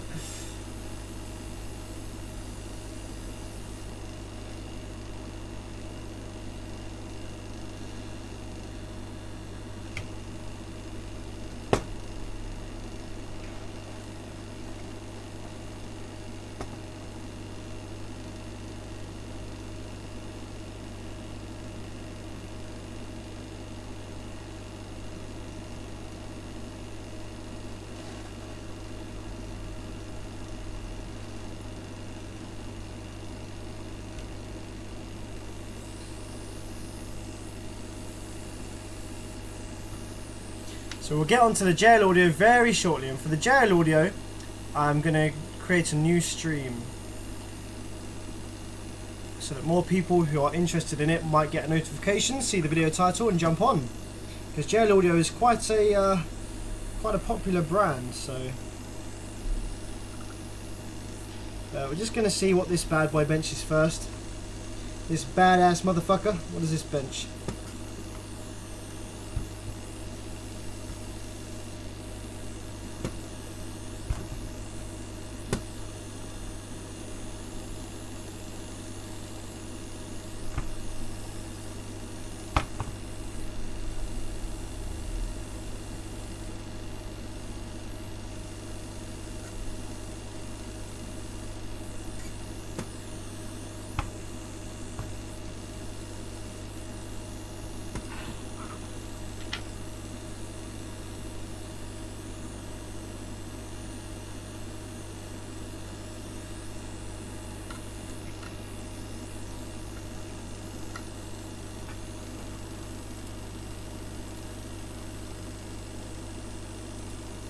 I bet it benches shit because it's a shitty amp.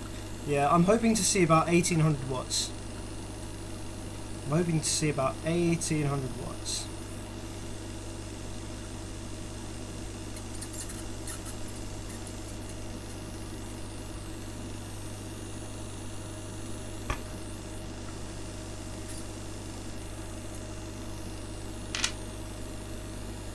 Bamf is going to do 980 watts, no more, Tom reckons. Really? We shall see. It's got enough rail voltage and it's got enough outputs to do more than a K for sure. Like all the pointers point in the right direction for over 1500 watts.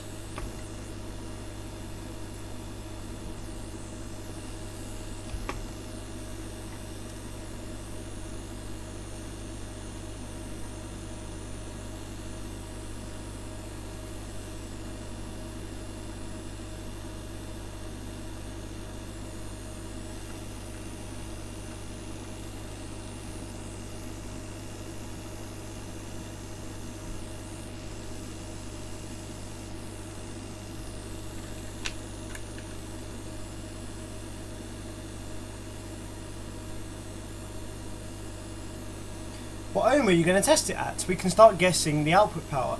I'm going to test it at 1 ohm because I think 1 ohm is where it does its most power. So we're going to measure it at 1 ohm. We're going to do a 14.4 volt calculation test.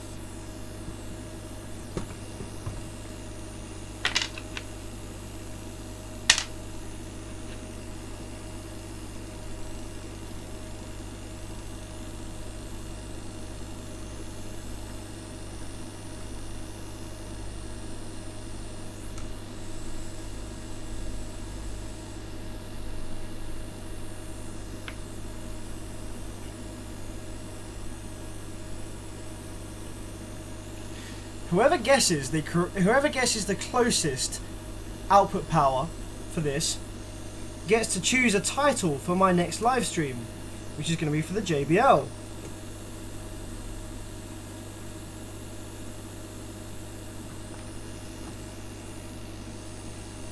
JBL, sorry, JL Audio. JL Audio, not JBL. JL Audio XD.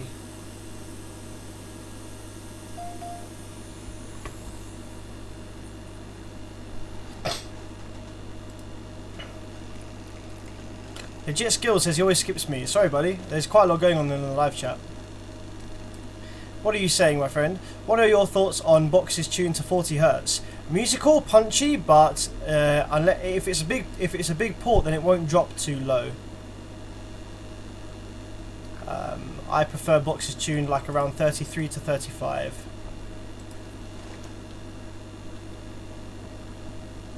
$1200 watts, 1 ohm. 1250 max. Are those 5 40 amp fuses in it? Yes, they are. 1600 watt. 1897. Gladboy says 1748. 1350. So we've got things ranging from like 1200 to about just under 2k.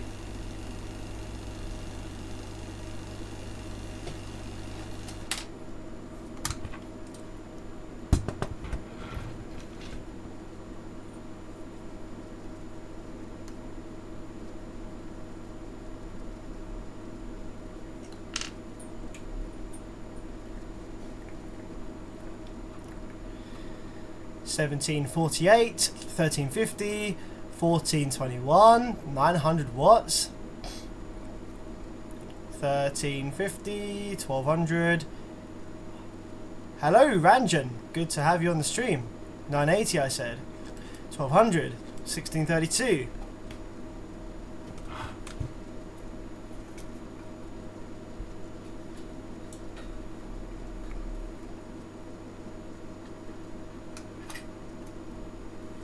I'm just quickly offering this up because I want to make sure that my FETs are mounted them in at the right height. I think they're looking good.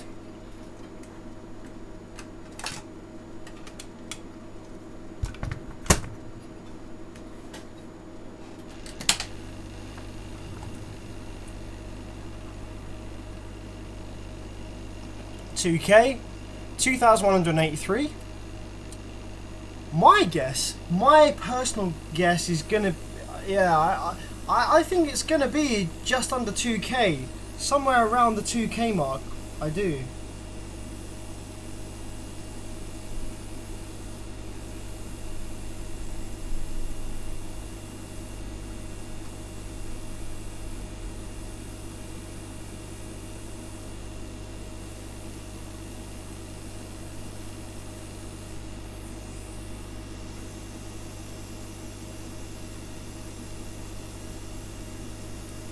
At 0.5 ohms, that amp will do infinite power. Ah, guys, should we do a 0.5 ohm test as well? Should we try a 0.5 ohm test? Or do we risk undoing all of our hard work on this amplifier by doing a 0.5 ohm test?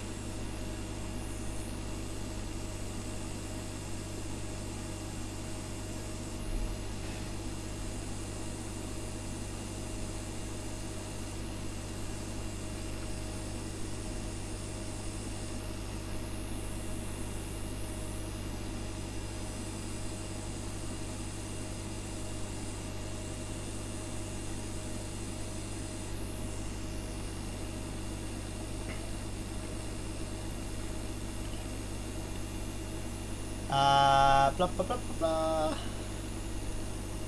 Everybody click the like button. Thank you. All the snow's melted. Running another zero gauge. 1666. 1800 watts. Just got back from work, says Tron. Awesome. I bet it pops, says Honourable. Please no. Please don't pop.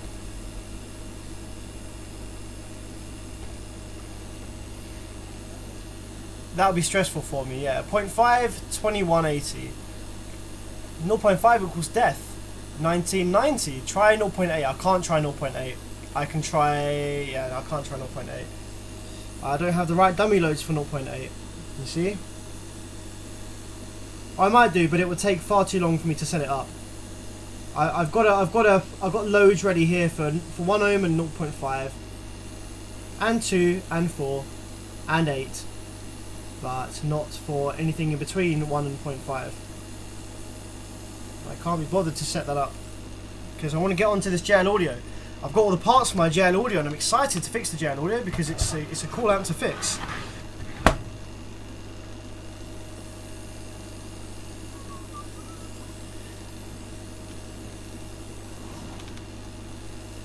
This wouldn't last too great at 0.5 for everyday use, although it would be better now that I've upgraded some parts. You see, I've actually put some upgraded parts in this amplifier. So I've actually upgraded the output MOSFETs, and I've upgraded the gate driver. So it would be a little bit better at 0.5 now that I've worked on it. But, you know, I still don't think that it's a wise choice.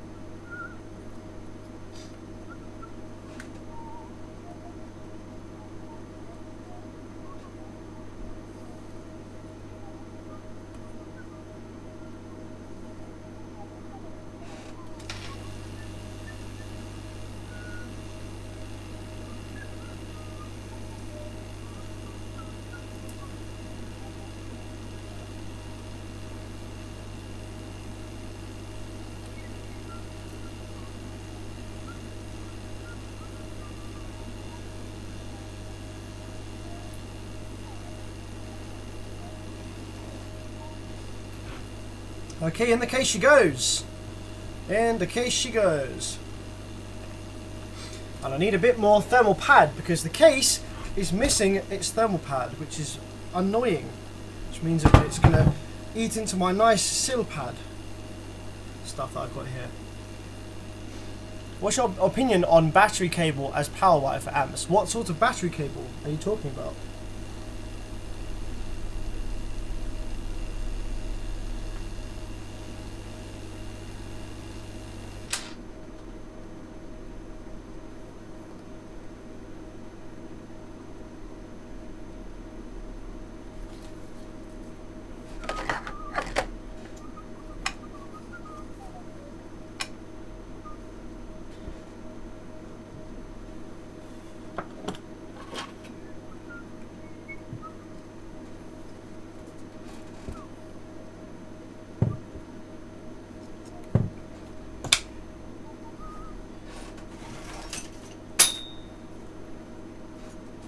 Five 40 amp fuses, 200 amps, wow, pretty nice. And the FETs are 1941 style.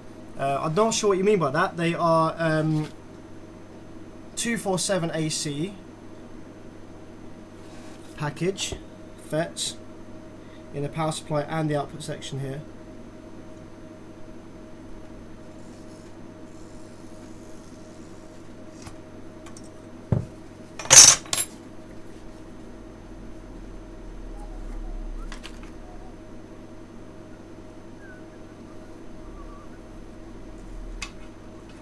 This is self-adhesive thermal pad, which is really handy. It means I can stick it to the back of the FETs as it goes in the amplifier.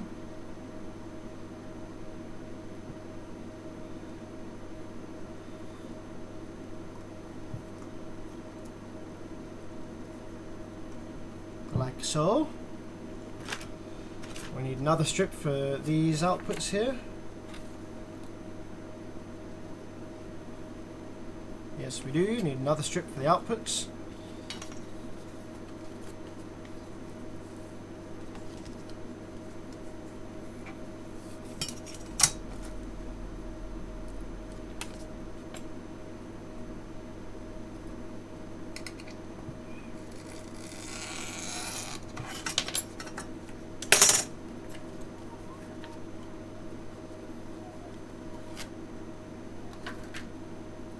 Heavy duty copper transport truck cable, 0 gauge. Yeah, 0 gauge should be okay. I prefer 70mm welding cable myself.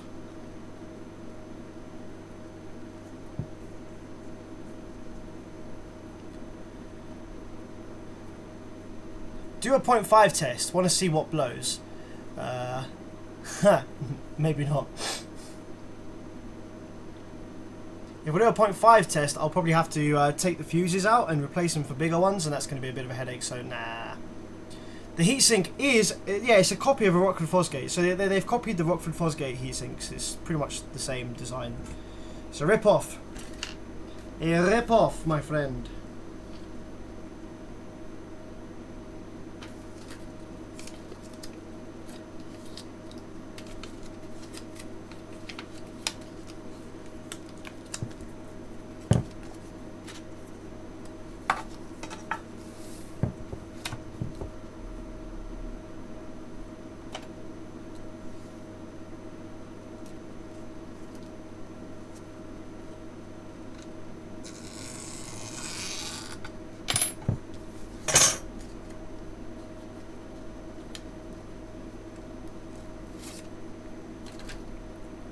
Silver Tinned OFC, yeah man.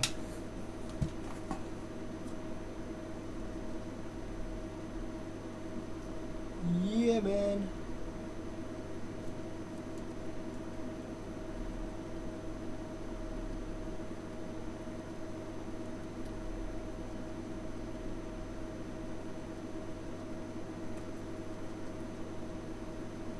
Greetings from Texas. How's it going, buddy? Thanks for joining in the live stream. We're about to see how much power this... Oh crap, I didn't actually need to do that. That already had thermal pad on it. So I can save this one for another day. I only needed 2 of those, so I'm going to stick that back on there, save that for another day. This is quite expensive, this Silpad 900.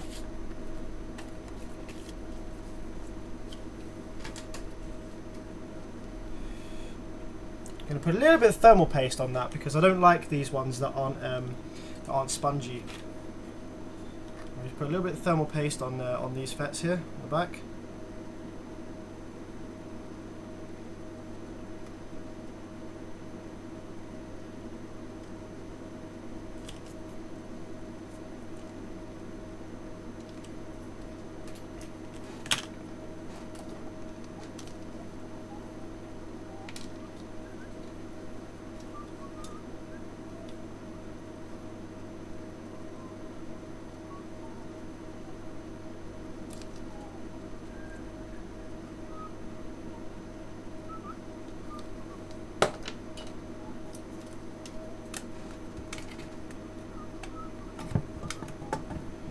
Back in the case she goes.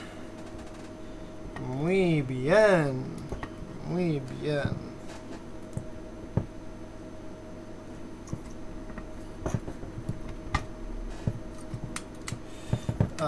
It would actually help if I maybe cut the legs off of these first. Should probably cut the legs off of these output FETs that we fitted before we put it back in the case. That would be helpful, wouldn't it?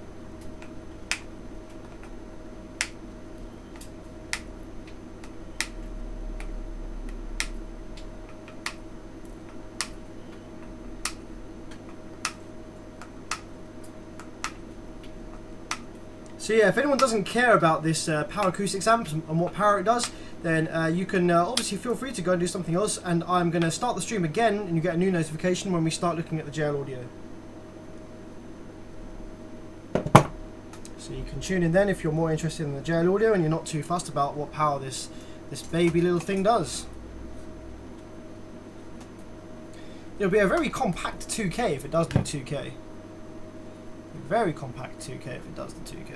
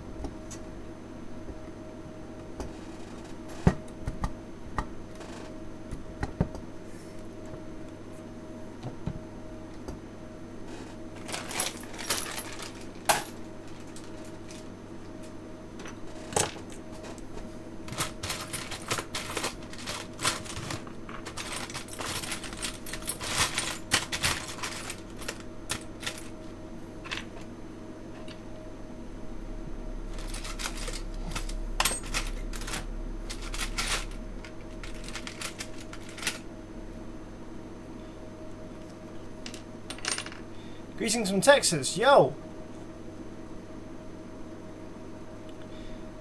How's repairs going? Hi Lee! Repairs are going good. This is some bullshit Power Acoustics cheapo thing that we're working on just now. Just gotta remember which screws went where. Which screws went where in this one. Got some big screws here. Some smaller screws. Let's count how many screws do I have. 1, 2, 3, 4, 5, 6, 7, 8.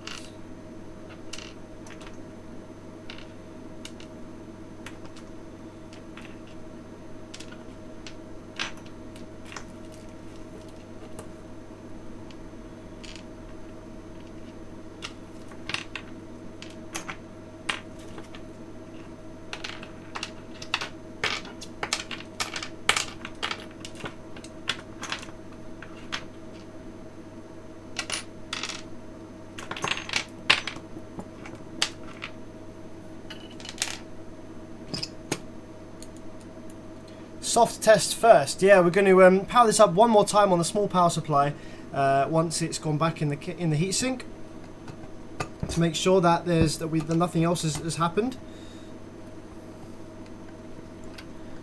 And then once it passes the small power test in the heatsink, we're going to plug in the big power supplies and see how much power it does. 1, 2, 3, 4, 5. 1, 2, 3, 4, 5. Yes, these are the correct screws.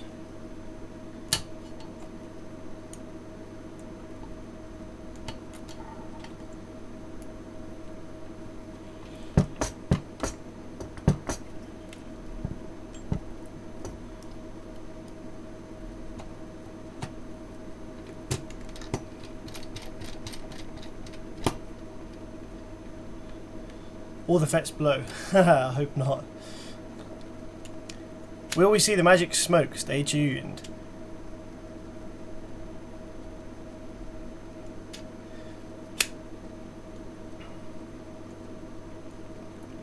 Did you know the chat doesn't appear on my screen? What do you mean? Are you watching on mobile?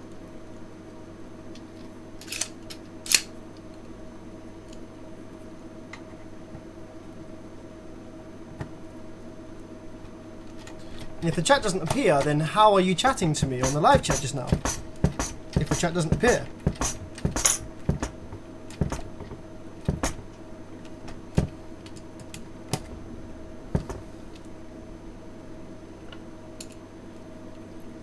You need to feel the FETs for heat before clamping them to the heatsink. Yeah, we did that already, buddy. We did that all already. Everything's staying nice and cold. Nice and cold.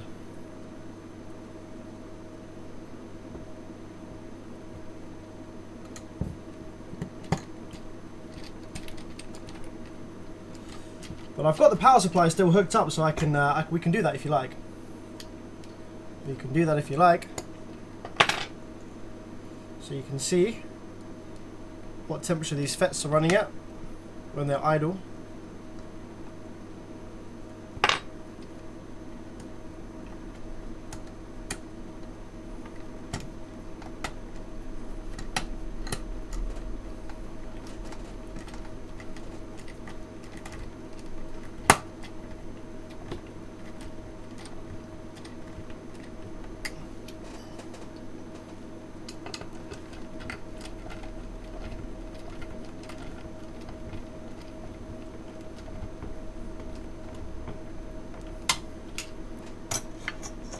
Oh, chat doesn't appear on the PS4. Okay, that's fair enough. Didn't know you was watching on PS4. That makes sense.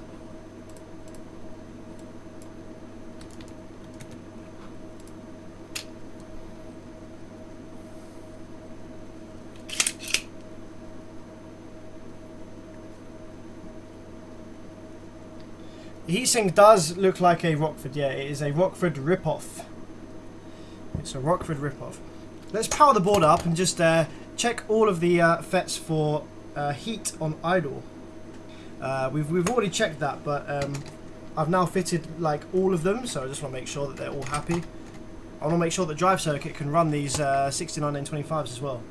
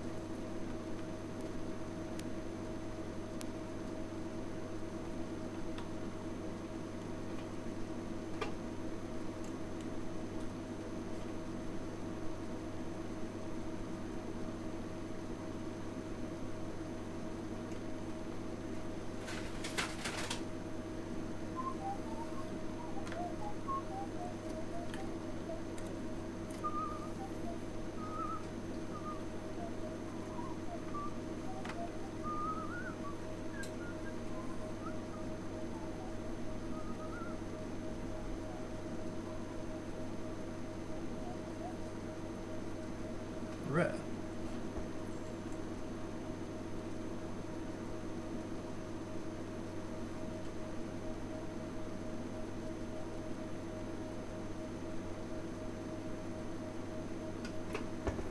I think that needs a load attached.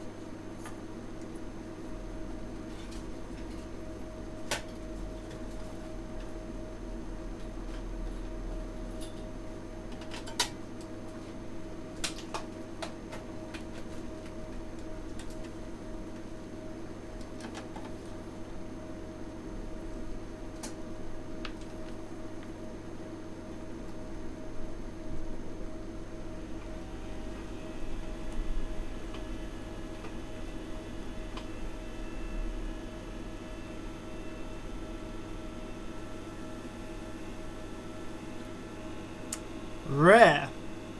So that doesn't look too good. That doesn't look very nice.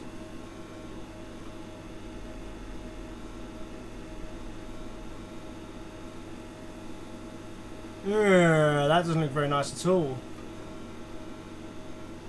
I wonder if replacing all of those gate resistors for 47 ohms is putting too much stress on the driver.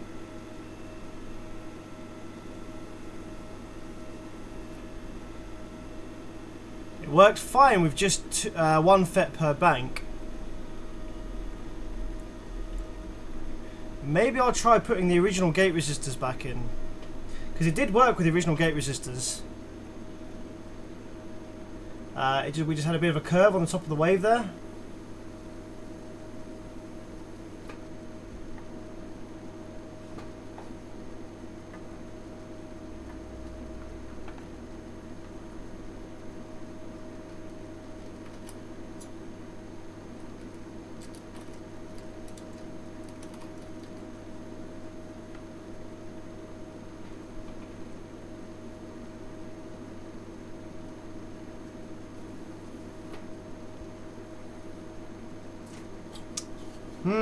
Okay. Yeah, that's not happy about something. So let's try and...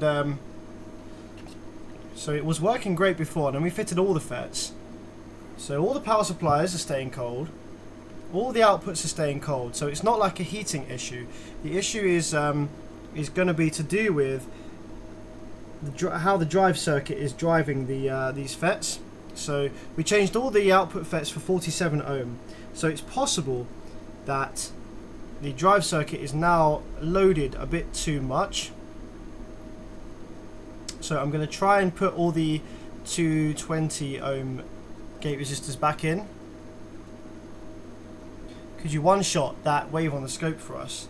That was just the high side drive looking horrific. I could do. Where's my power button gone?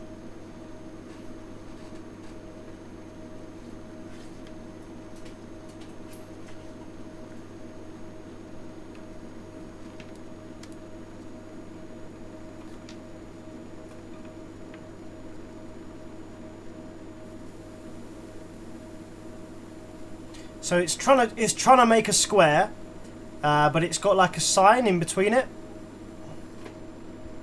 Probe it with a toothbrush. I could probe it with a toothbrush.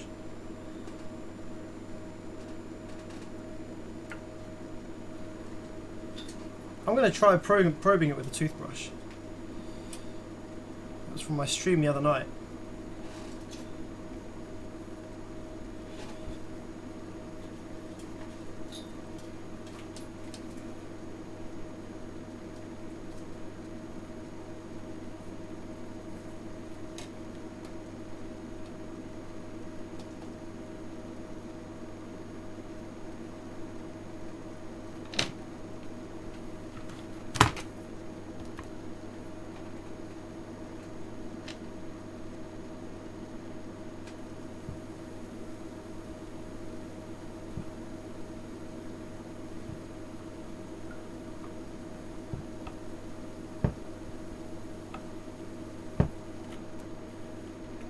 Ah, look! When I fuck around with the inductor. Ah. So it looks like it's the inductor all along. But why?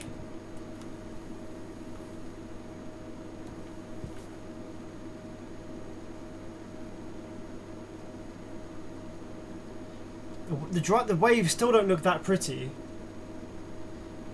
So if we look at the low side drive, it still doesn't look that great.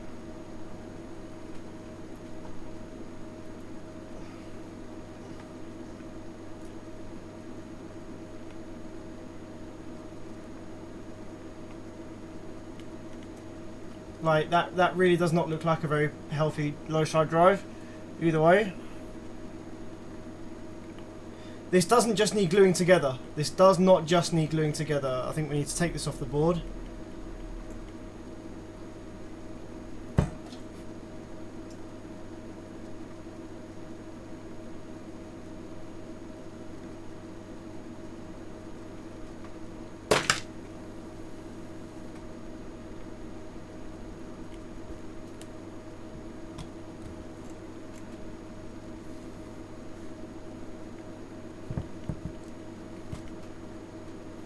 Right, I'm not happy. Right, even when we fix the inductor, I'm not happy with how that low side drive looks. It's nowhere near square enough. It's really struggling to drive the FETs on. So can anybody who's maybe a little bit more experienced in this, can anybody advise me, does that need to, do we need a lower or a higher value gate resistor on there to help that turn more into a square? Because currently it's struggling to turn the FET on. So I would usually think we need a lower value gate resistor, but we went down. We originally had 220 ohm gate resistors on here, 220, which is really, really high. We went down to 47 ohm, and 47 ohm looks good. It looked great when we only had 1 FET per bank, but now we have 3 FETs per bank. It doesn't look so good. The high side drive wave looks okay, like. So if we probe the high side drive, I mean, okay, that's also not turning on that great either. You see that? It's like not particularly square at the top. But the FETs, they're not warming up. They're not really warming up.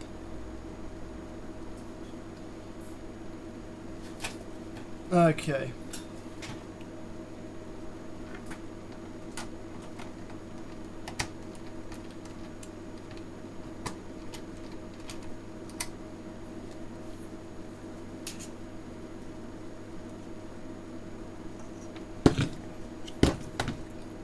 Nothing's going to blow with the PC power supply, don't worry.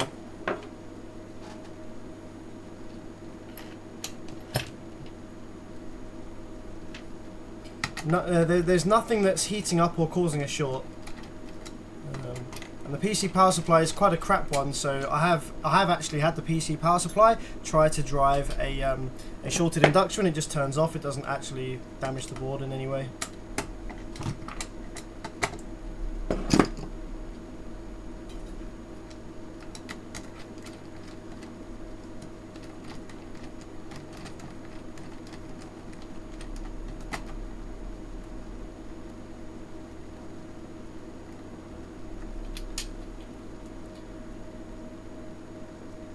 Maybe with a higher value resistor, it's less load on the drive transistors. Yeah, Andrew, that's what I thought as well, perhaps. So I think maybe we'll try 220s in there again one more time. See if that changes how the wave looks.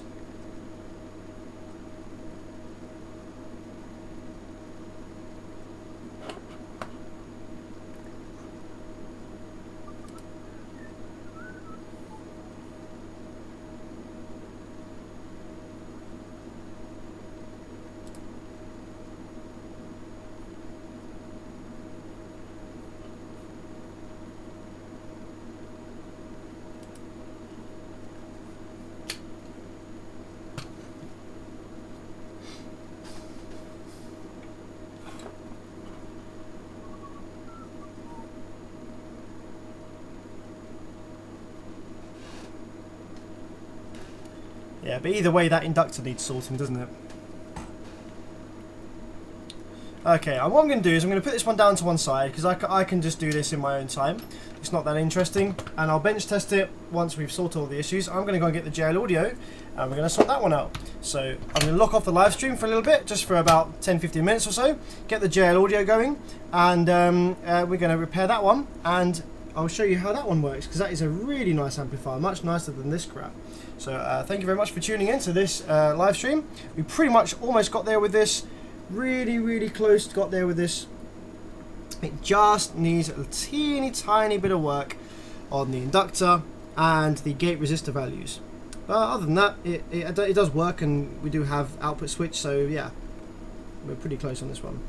So yeah, stay tuned for the next stream where we look at the JL audio.